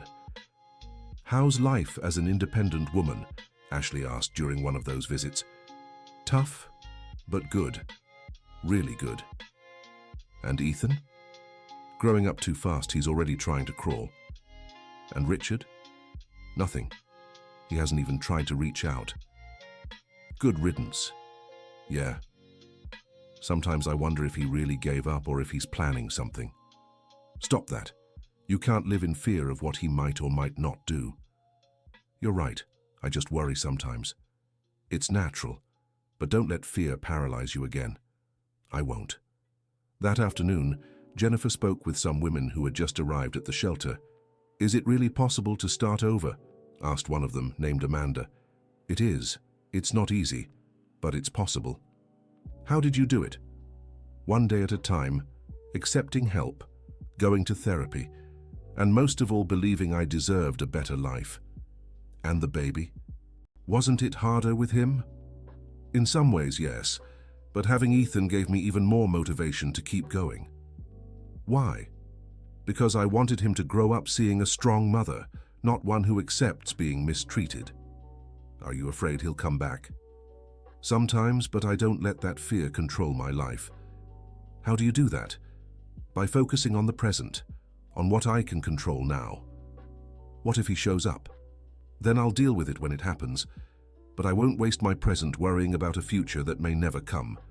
Do you think you'll ever be able to trust someone again? Jennifer thought about the question for a few seconds. I think so, but it'll take time, and it'll be someone who understands and respects my past. How will you know it's the right person? When they make me feel stronger, not weaker. Someone who encourages me to grow, not control me. That sounds hard to find. Maybe it is, but I'd rather be alone with my son than in bad company. Are you happy now? I am. For the first time in years, I'm genuinely happy. A year later, Jennifer was teaching a group of teenagers at a private school when she got an unexpected call. Jennifer, it's Brian. Hi, how are you? Good. Can you talk now? Of course. What's up? I have some news. Richard got married again. Jennifer's heart raced. How did you find out? I saw it on social media. He posted wedding photos. And how do I feel about it? I don't know. How do you feel? Jennifer thought for a moment. Relieved. Relieved? Yes. If he remarried, it means he's really moved on. That he won't come after me anymore. Maybe. Brian, can I tell you something? Of course. For a long time I was afraid he'd show up and try to convince me to go back, because I knew I was still vulnerable to him. And now? Now I know that even if he showed up, I wouldn't go back. I have a good life, my son, my independence. That's incredible growth. It is. And you know what else? What? I even wish him happiness. I hope he's learned something and treats his new wife better than he treated me. You're a better person than I am. I'm still angry at him. I was too. But holding on to anger is exhausting. How did you manage to move on? Therapy. A lot of psychological work to understand that what he did wasn't about me. It was about him. What do you mean? Men who abuse women do it because they have internal issues. It's not because the woman did something wrong. I see. And once I understood that, I stopped blaming myself and carrying that anger. Jennifer, can I ask you a personal question? Of course. Do you think about being in a relationship again? Sometimes, but it's not a priority right now. Why? Because I'm focused on raising Ethan and building my career. If someone nice comes along, great. If not, that's okay too. That's maturity. It's security. I know I can be happy on my own. How's Ethan doing? Beautiful, smart, affectionate. He's already walking and saying a few words. Does he ask about his father? Not yet, but I know one day he will. And what will you tell him? The truth, in a way that's appropriate for his age. That his daddy didn't know how to be a good daddy, but that he has a mommy who loves him very much. What if he wants to meet Richard when he's older? Then I'll let him decide. It'll be his choice. You won't try to influence him? No. I'll give him all the information and let him form his own opinion. Even after everything he did. Brian, I can't let my hurt toward Richard damage Ethan's relationship with his biological father. If one day Ethan wants to meet him, it's his right. You really are a special person, Jennifer. I'm not special. I just learned that hate hurts the one who carries it more than the one who's hated. 2 years later, Jennifer was at Ethan's school presentation when a woman approached her. Excuse me, are you Jennifer Anderson? Yes, I am. Can I help you? My name is Jessica. I know who you are. Jennifer looked more closely at the woman. She was pretty, well-dressed, but there was something in her eyes she recognized. "What do you mean?" I married Richard." Jennifer felt her stomach tighten but stayed calm. "I see. And what can I do for you?" "Can I talk to you? In private?" "Of course. Let's go over to the square." They sat on a bench while Ethan played on the playground. "Jennifer, I need to apologize to you." "Apologize for what?" "Because when Richard told me about you, he said you had psychological problems, that you made things up. And you believed him." "I did. Until I started living through the same thing." Jennifer felt a pang of compassion for the woman in front of her. "Jessica, are you going through what I went through?" "I am, and it's getting worse." "How long have you been married?" "1.5 years. At first he was perfect, but then came the control, the jealousy, the isolation." "Exactly. How did you know?" "Because it was exactly the same for me." "And the abuse?" "It started a few weeks ago. First verbal, now physical." "Jessica, you need to leave." "I know, but I'm scared. He threatens me, says he'll ruin my life if I leave. That's exactly what he used to say to me." "How did you manage to leave?" "With help. A lot of help." "What kind of help?" Jennifer spent the next hour telling Jessica her story, giving her information about the shelter, about Haven House, about the resources available. "You'd really do this for me, after everything?" "Jessica, what Richard did to me wasn't your fault. You're as much a victim as I was." "But you don't resent me." "Why? For marrying him. He deceived you just like he deceived me." "Thank you for not judging me. Women who go through this need to support each other, not judge." "Can I ask you something?" "Of course." "How did you manage to move on? I see you here with your son looking so strong." "It wasn't easy. It took a long time, a lot of therapy, a lot of support." "But you found happiness again?" "I did. And you will too." "I'm so scared." "I know. But you don't have to face this alone." Jennifer gave her card to Jessica and took her to the shelter that same afternoon. Mrs. Robertson welcomed them with her usual warmth. "Another warrior has arrived," she said to Jessica. "Warrior? That's what we call the women who have the courage to leave, because it takes a true warrior to make that decision." 3 months later, Jessica was settling into her new life when Jennifer got a call from her. "Jennifer, something happened." "What is it?" "Richard was arrested." "Arrested? Why?" "He tried to attack me in front of a bunch of people. Someone called the police. And now? Now he'll face charges for domestic violence. And for what he did to you, too." "What do you mean?" "The lawyer said my case could reopen the investigation into what he did to you." "Jessica, I don't want to get involved in this again. I understand. But think about it. If he's tried and convicted, maybe he won't do this to anyone else." Jennifer thought about what Jessica had said. Part of her wanted to leave the past behind, but another part knew she had a responsibility to other women who might go through the same thing. "What would I have to do?" "Just confirm what you've already said before.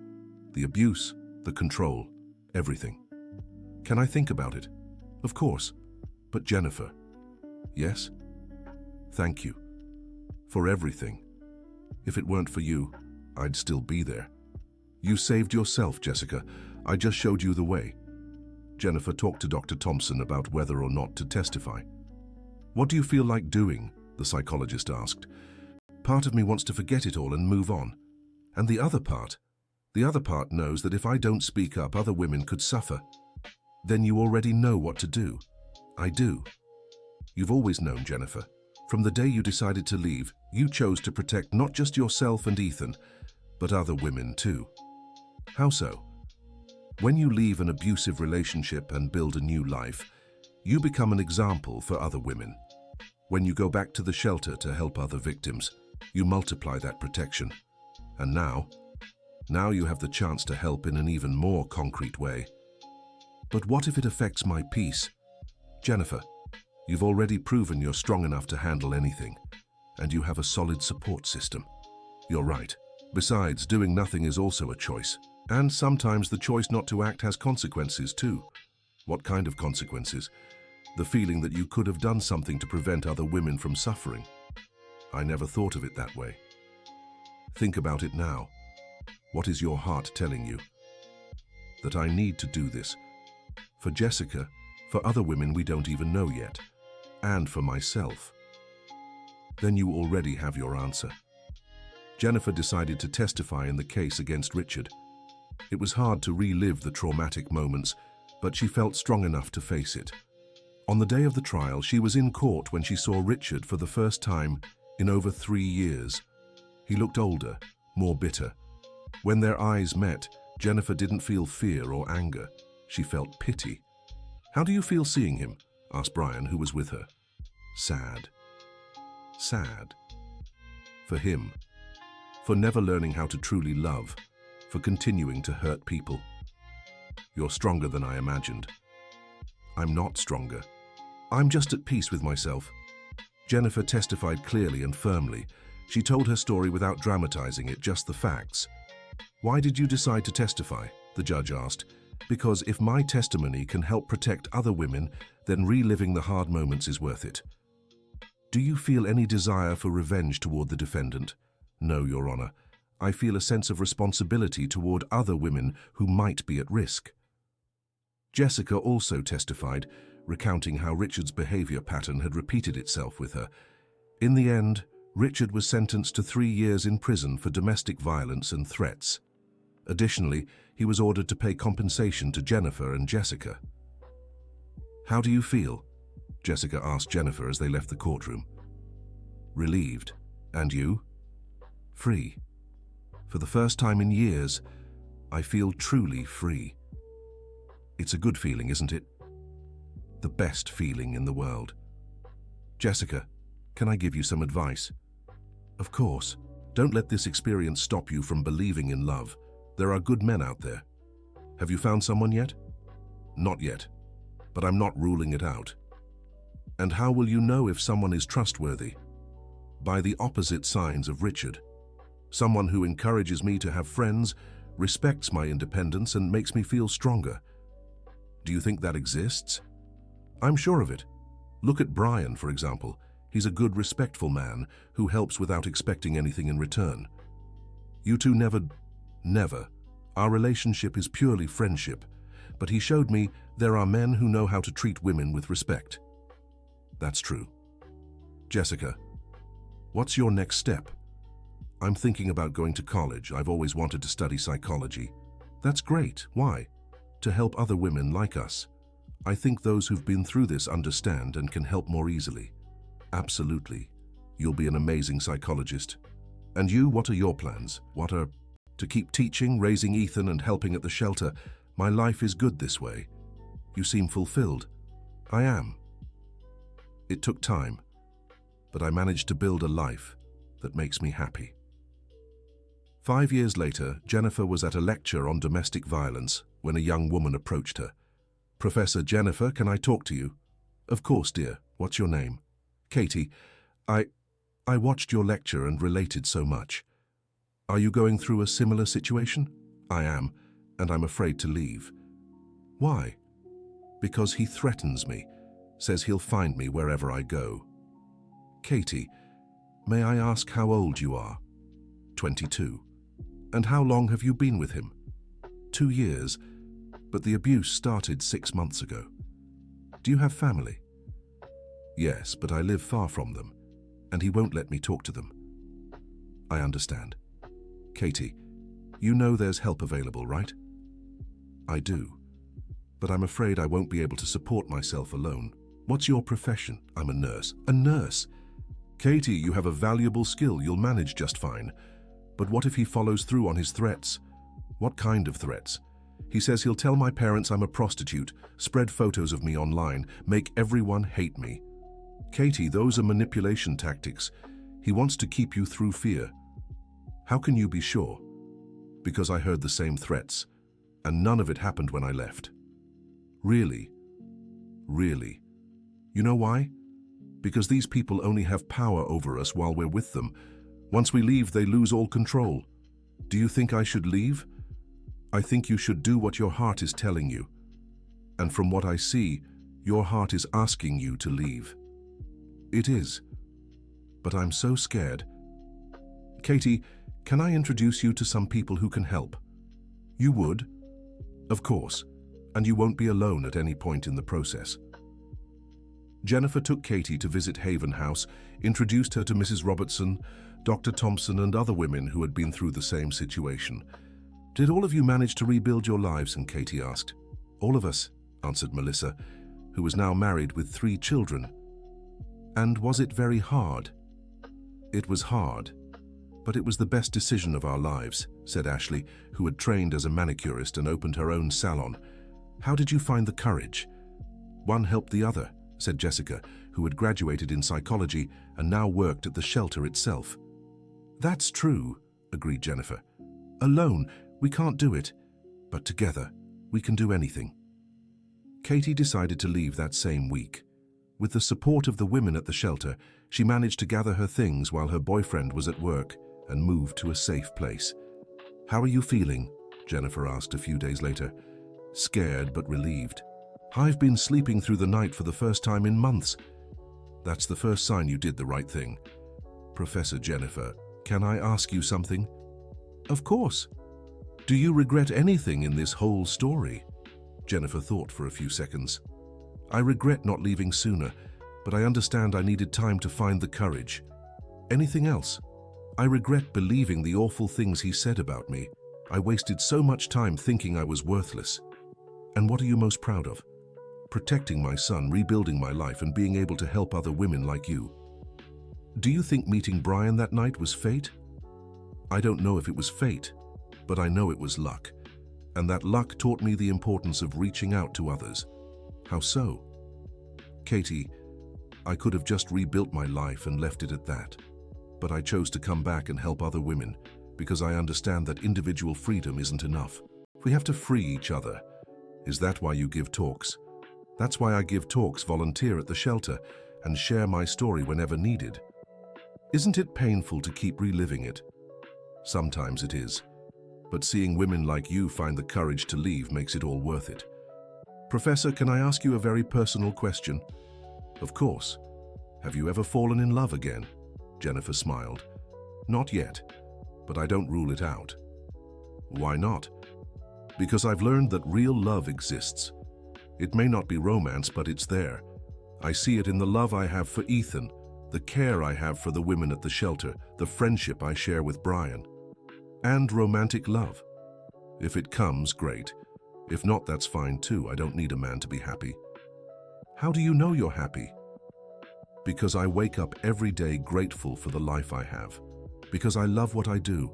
I adore my son, I have true friends, and I make a difference in other people's lives. That's a beautiful definition of happiness.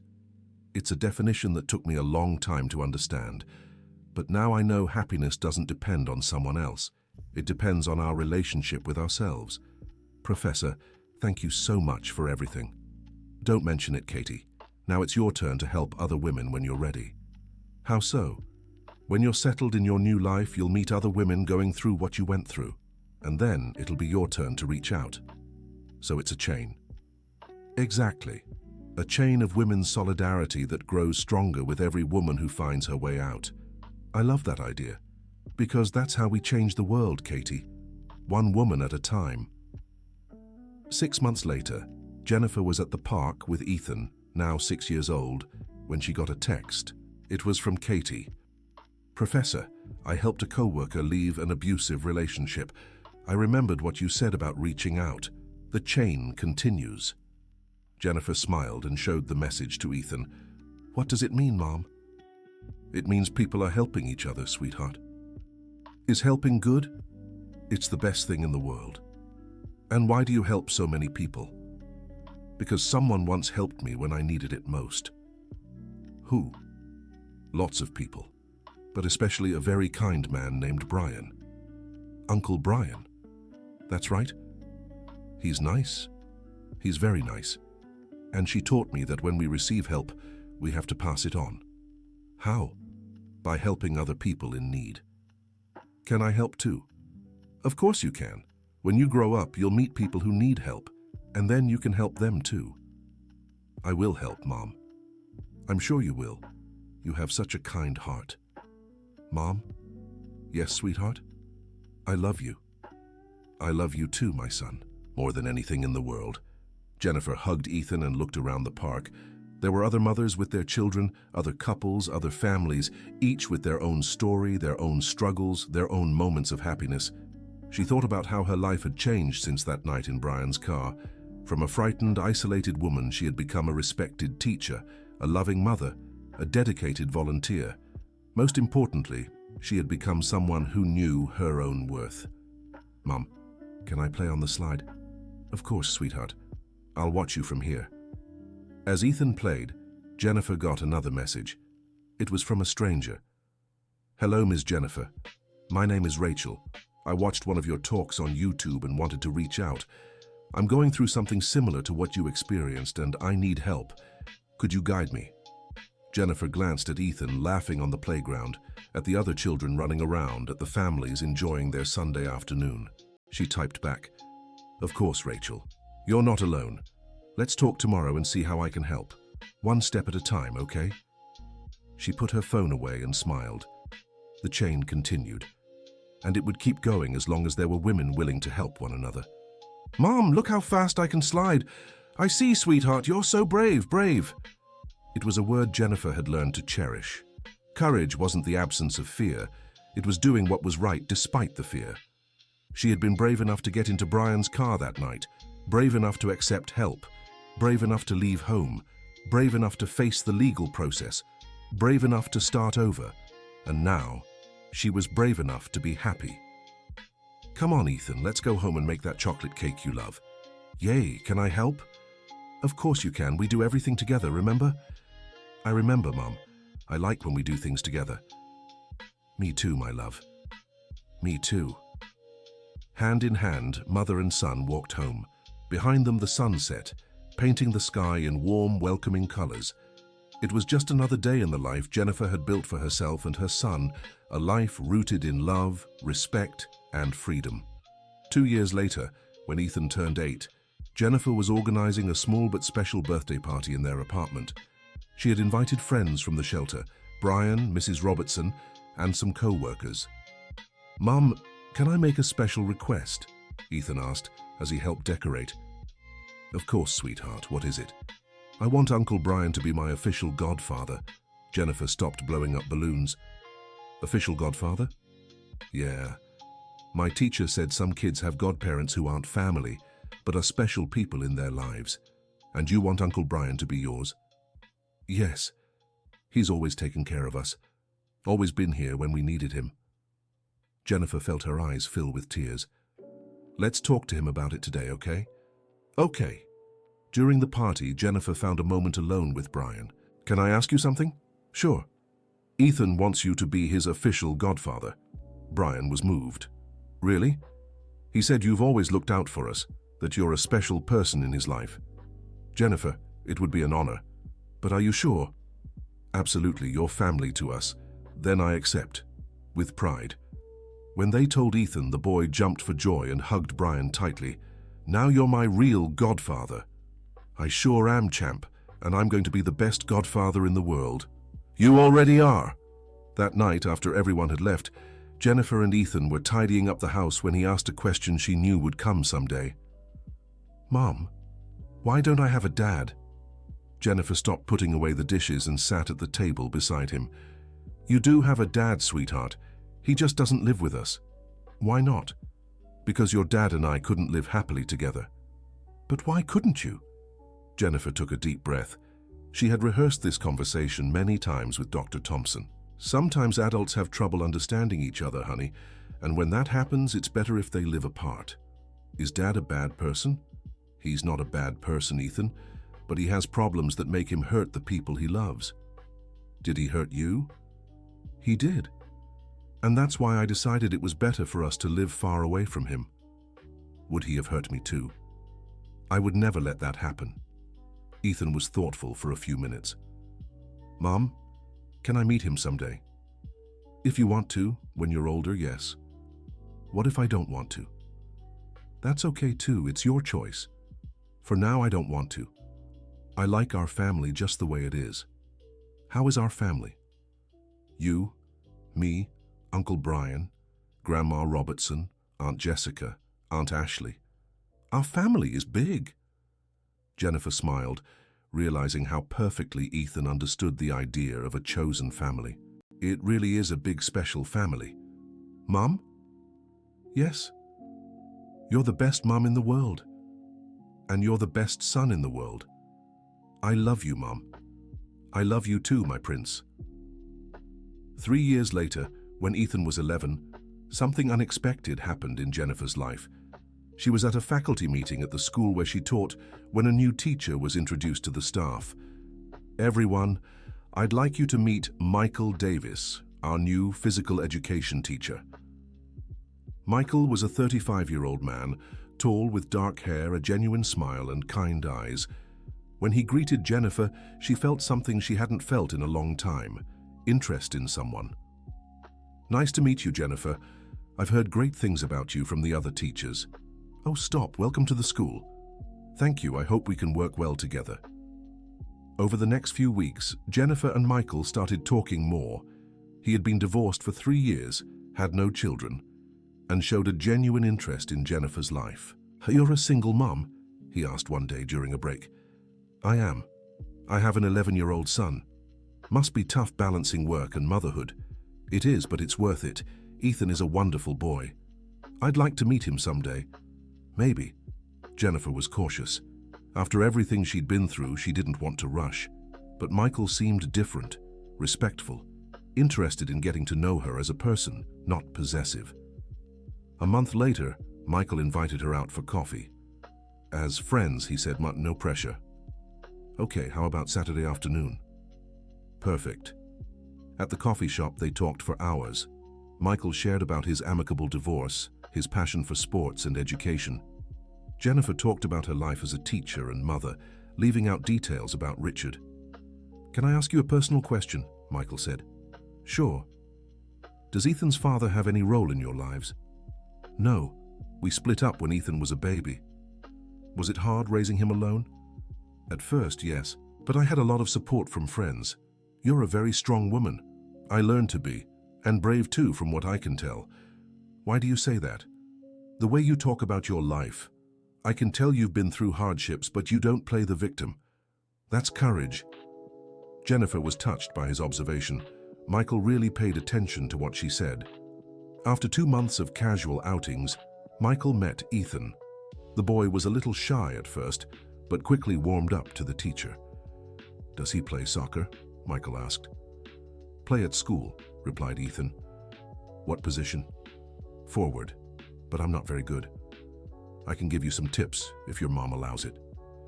Ethan looked at Jennifer hopefully. If you want to, that's fine, she said. From then on, Michael started training Ethan on Saturdays at the park. Jennifer watched from a distance as he was patient and encouraging with the boy. He's cool, Mom, Ethan said after the 3rd session. Do you like him? Yeah. He doesn't boss me around or anything. He just teaches soccer and talks about fun stuff. What kind of stuff? School, games, movies, normal things. And how do you feel when he's here? Normal. Good. He doesn't make us nervous. Ethan's answer reassured Jennifer. The boy had a natural radar for untrustworthy people, probably developed from a protective instinct. 6 months later, Michael asked to talk seriously with Jennifer. Jennifer, I'd like to officially date you. Michael, let me finish. I know you have a son and that's your priority. I know you've been through hard times and are cautious. I respect all of that.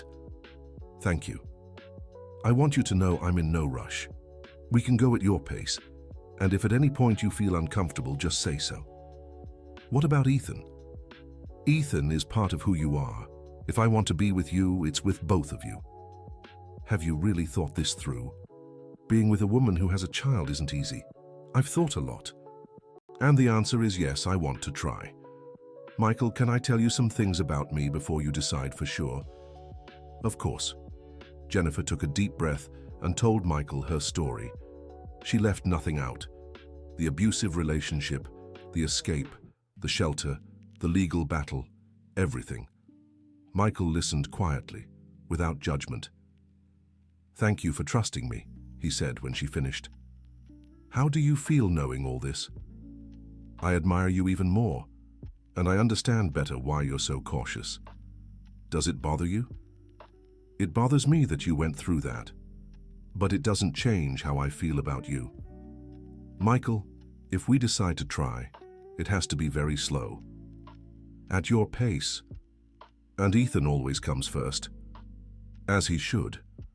And if at any point you show any sign of possessiveness or control, I'll end it right then." "I completely understand." "Are you sure you want to get into this?" "Absolutely." They started dating officially. Michael met Brian, Mrs. Robertson, and all of Jennifer's support network. They all liked him immediately. "He's very different from the other one," Mrs. Robertson said to Jennifer privately. "How so?" "He looks at you with respect, listens when you speak, doesn't try to impress anyone, just is himself." "I've been feeling that too." "And how are you feeling?" "Scared, but happy." "It's normal to be scared, but don't let fear of the past stop you from being happy now." "I'm trying." "You deserve to be loved, Jennifer, truly, with respect, as you are." "Sometimes I still struggle to believe that. But you will, because it's true." Jennifer and Michael's relationship grew naturally. He never pressured her, always respected her boundaries, and gradually became part of the family. Ethan loved having a positive male figure in his life. Michael taught him soccer, helped with homework, and talked about issues that came up as the boy grew. "Michael, can I ask you something?" Ethan said one day when he was 12. "Of course, champ. Do you really like my mom, or are you faking it?" Michael stopped kicking the ball and looked seriously at the boy. "Ethan, I love your mom. For real." "How can I be sure?" "What kind of proof do you want?" "I don't know, but some kids at school say that when parents split up, sometimes a guy pretends to like the mom, but then leaves." "I understand your concern. Can I tell you something?" "Go ahead." "Your mom and you are a package deal. I can't love her without loving you too. And I really care about you." "Really?" "Really. You're smart, kind, funny. Anyone would be proud to have you as a stepson." "Stepson. That's what we call the child of the person we love." "Cool. And if my mom wants to marry you?" "Then you'll have to put up with me forever." Ethan laughed. "I think I can handle that." "Good. Because I can handle you forever too." 2 years later, Michael proposed to Jennifer. He did it at home with Ethan present, because he wanted the boy to know he was part of the decision. "Jennifer Anderson, will you marry me?" "Michael. And Ethan Anderson, will you accept me as your official stepdad?"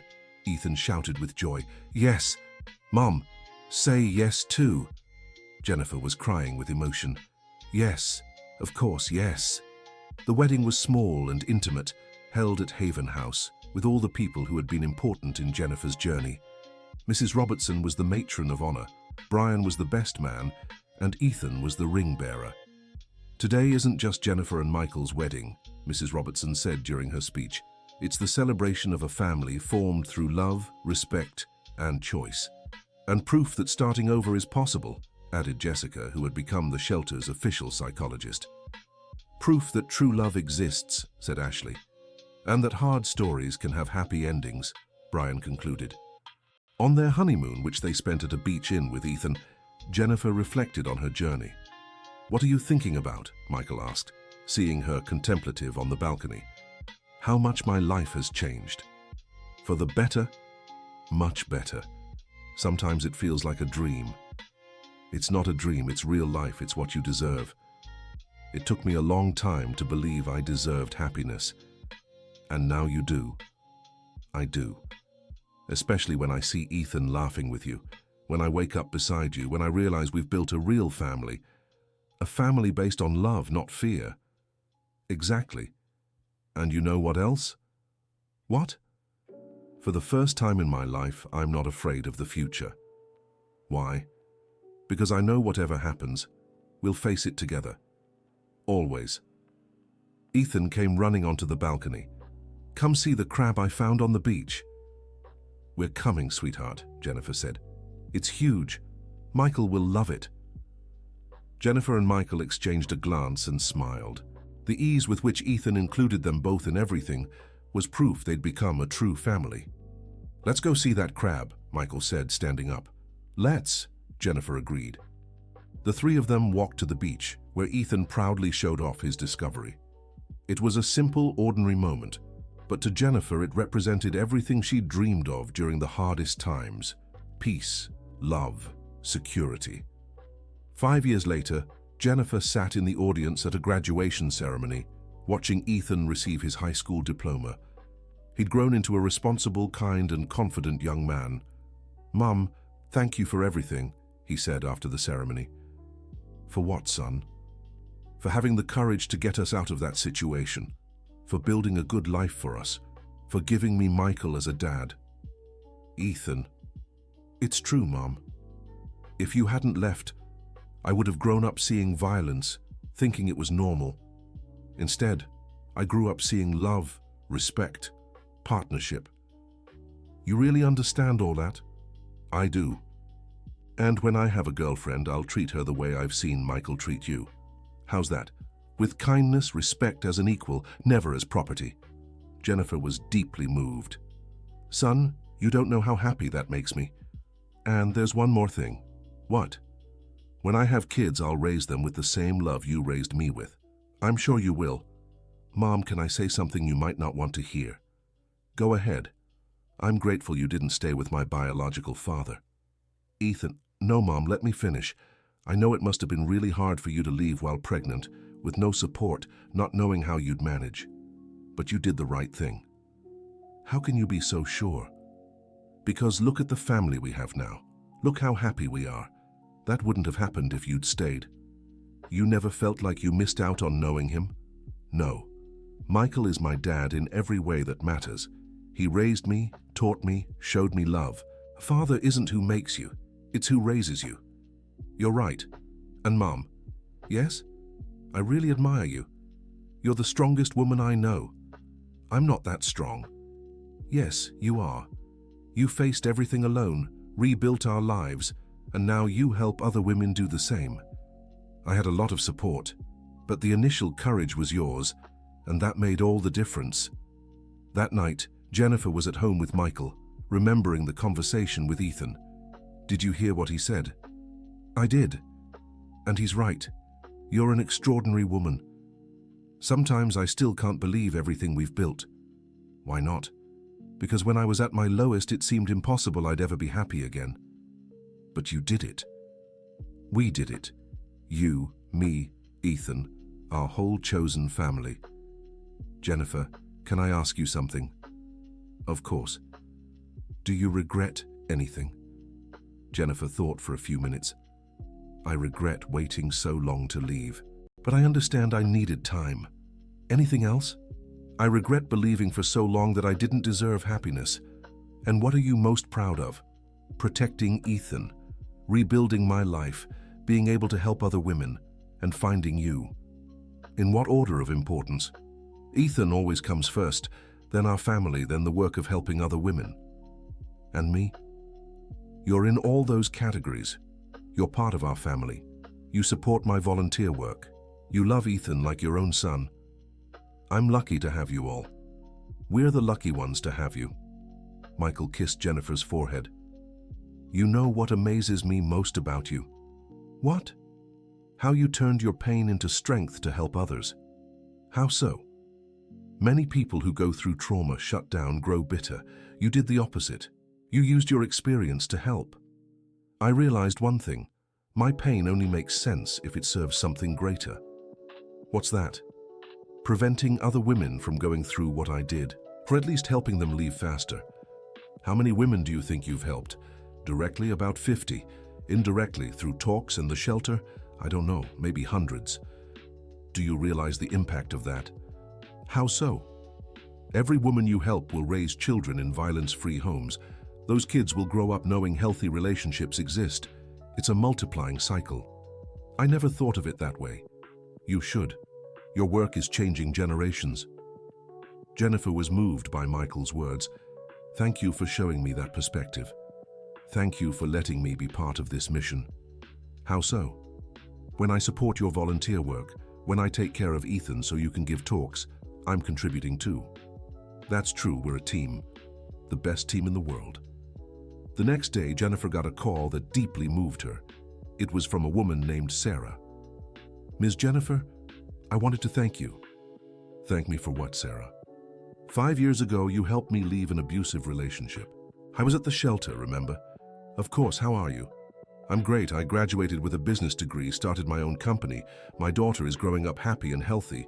That's wonderful. I'm so glad to hear it. But I called for another reason too. What's that?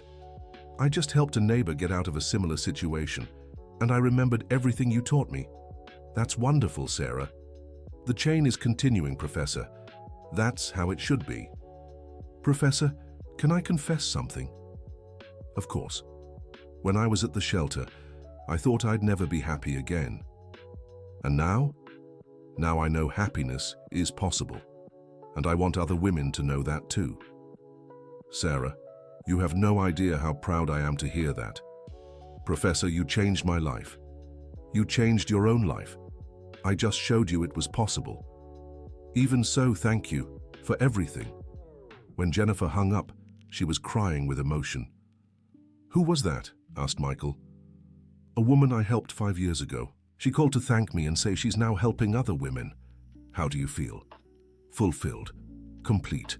Like everything I went through was worth it. It really was. Michael? Yes.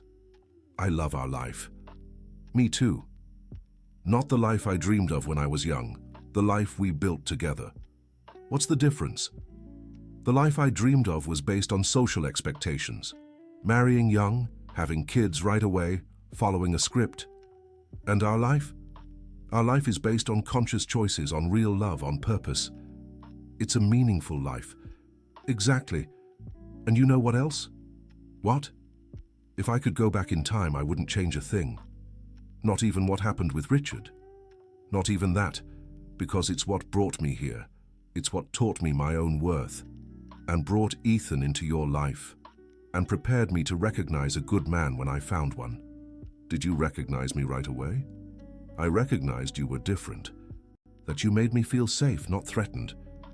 And when did you know you loved me? When I saw you teaching soccer to Ethan for the first time. I saw how patient you were, how you respected his pace, how you made him laugh. That's when I knew I loved you too. Really? Really. Seeing how you were as a mother, how you protected him without being possessive, how you raised him to be a good man. It's funny how Ethan was so important to our story. He was the final test. If you'd been a bad mother or if I didn't like him, it never would have worked. And it worked perfectly. More than perfectly. He made me want to be a father, even though I'd never thought about it before. You're a wonderful father. I learned from the best mother in the world. That night, the three of them were having dinner when Ethan made an announcement. You know, I'm turning 18 next month, right?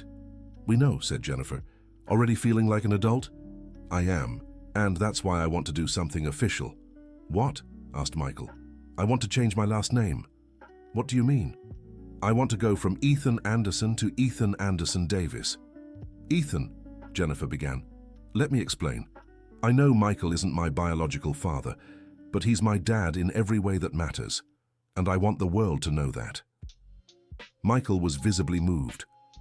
Son, are you sure? Absolutely. You raised me, taught me, loved me. It's only right I carry your name too. It would be an honor, said Michael. What about you, Mom? What do you think? I think it's the most beautiful decision you could make. Then it's settled. I'll file the paperwork next week. Ethan, said Michael. Yes, Dad? It was the first time Ethan had called him Dad naturally without thinking. Thank you for accepting me, for giving me the chance to be your father, for making our family complete. Thank you for being the father I needed. Jennifer watched the scene with a full heart. Her family had formed in an untraditional way, but it was perfect just as it was. A few months later, Ethan left for college in another city. It was hard for Jennifer to let him go, but she knew he was ready.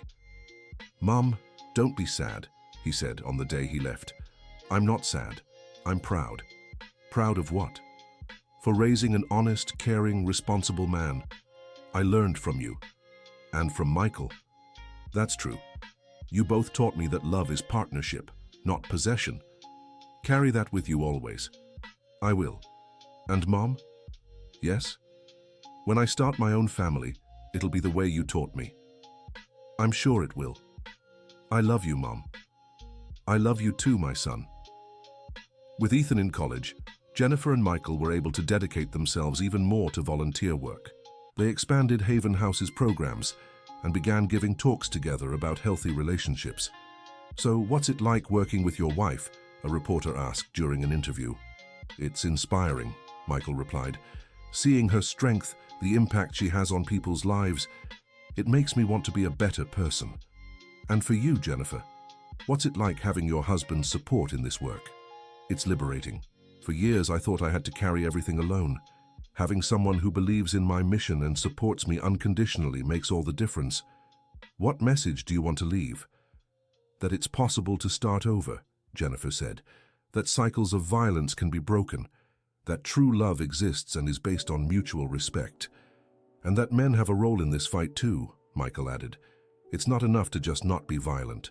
You have to be active in protecting women and educating other men." "Do you have plans for the future?" "We want to open more support centers," Jennifer said. "And create prevention programs in schools," Michael explained. "The idea is to educate early, teach boys and girls about healthy relationships, consent, and respect." 10 years after meeting Michael, Jennifer was celebrating her 50th birthday, surrounded by her chosen family. Ethan, now a graduate working as a psychologist, had returned to New York City. Brian remained the family's best friend.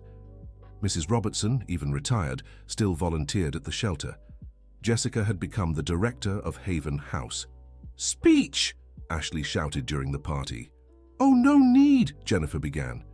"Yes, there is," everyone insisted. Jennifer stood up, looking at all the people she loved. "When I was 28, I thought my life was over. I was trapped in a relationship that was destroying me, pregnant without hope." "But you found courage," Mrs. Robertson said. "I did. Or rather, you all helped me find it. Brian, you showed me kindness exists. Mrs. Robertson, you taught me strength comes from within. Jessica, you proved we can turn our pain into purpose." "And Michael?" Ethan asked. "Michael taught me that true love exists and is worth waiting for." "And Ethan?" Michael asked. "Ethan gave me the greatest gift of my life, the chance to be a mother and raise him with love and freedom." "Mom, you're amazing," Ethan said. "No, we're amazing. Together. This family we've built, this support network we've created, this work we do, we're amazing together." "And now?" Jessica asked. "What are the next dreams?" "To keep helping, to see you all happy. Maybe one day be a grandma." "Speaking of which," Ethan began. "Ethan?" Jennifer said, her heart racing. "Olivia and I have been dating for 3 years, and we're thinking about getting married." The party erupted in cheers and hugs. "She's a wonderful girl," Michael said. "She really is," Jennifer agreed. "And what makes me happiest is seeing how you treat her, with respect, care as an equal." "I learned from the best," Ethan said. "When's the wedding?" Brian asked. "Next year, and I want our whole family there." "Wouldn't miss it for the world," Mrs. Robertson said. "Our family's growing," Jessica observed. "And it'll keep growing," Jennifer said, "because chosen family never stops growing." Later, when everyone had left and Jennifer was tidying up the house with Michael, she paused to look at the photos scattered around the living room. Photos from their wedding, of Ethan at different ages, of special moments with their chosen family. "What are you thinking about?" Michael asked. "About how beautiful our story is." "Our story?" "How we found each other, how we built our family, how we turned pain into love. It really is a beautiful story." "Michael?" "Yes?" "Thank you." "For what?" "For showing me that happy endings exist." for loving not just me but my story, my scars, my son. Thank you for letting me be part of your story. Our story, Jennifer corrected. Our story, Michael agreed. They finished tidying up and went to bed. Before falling asleep, Jennifer looked out the bedroom window at the city outside, thinking of all the women who were going through what she had been through at that very moment. Be brave, she thought. Ask for help. Accept help. Because on the other side of pain, there's a beautiful life waiting for you. On the nightstand, Jennifer's phone buzzed with a message.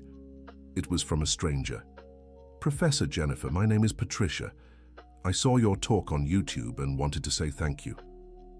I was thinking of going back to my ex-husband, but after hearing your story, I realized I can rebuild my life. I'm going to seek help. Thank you so much for giving me hope. Jennifer smiled and replied, Dear Patricia, you've already taken the first step by making this decision. Remember, you're not alone. One day at a time, you'll get there. I believe in you. She put the phone away and nestled into Michael's arms. From the other room, she could hear Ethan whispering on the phone with his girlfriend, planning the future with the same hope she had learned to hold on to. Her family was safe. Her purpose was fulfilled. Her story had turned from tragedy to triumph. And tomorrow would be another day to help other women discover that they, too, deserved happy endings. End of story. And now tell us, what did you think of Jennifer's journey? Where are you watching from? If you have any experiences to share with us, leave them in the comments with sincere words. Do you believe Jennifer made the right decisions? We'd love to hear your opinion. Thank you so much for joining us. Don't forget to like and, most importantly, subscribe to the channel so you don't miss other moving stories.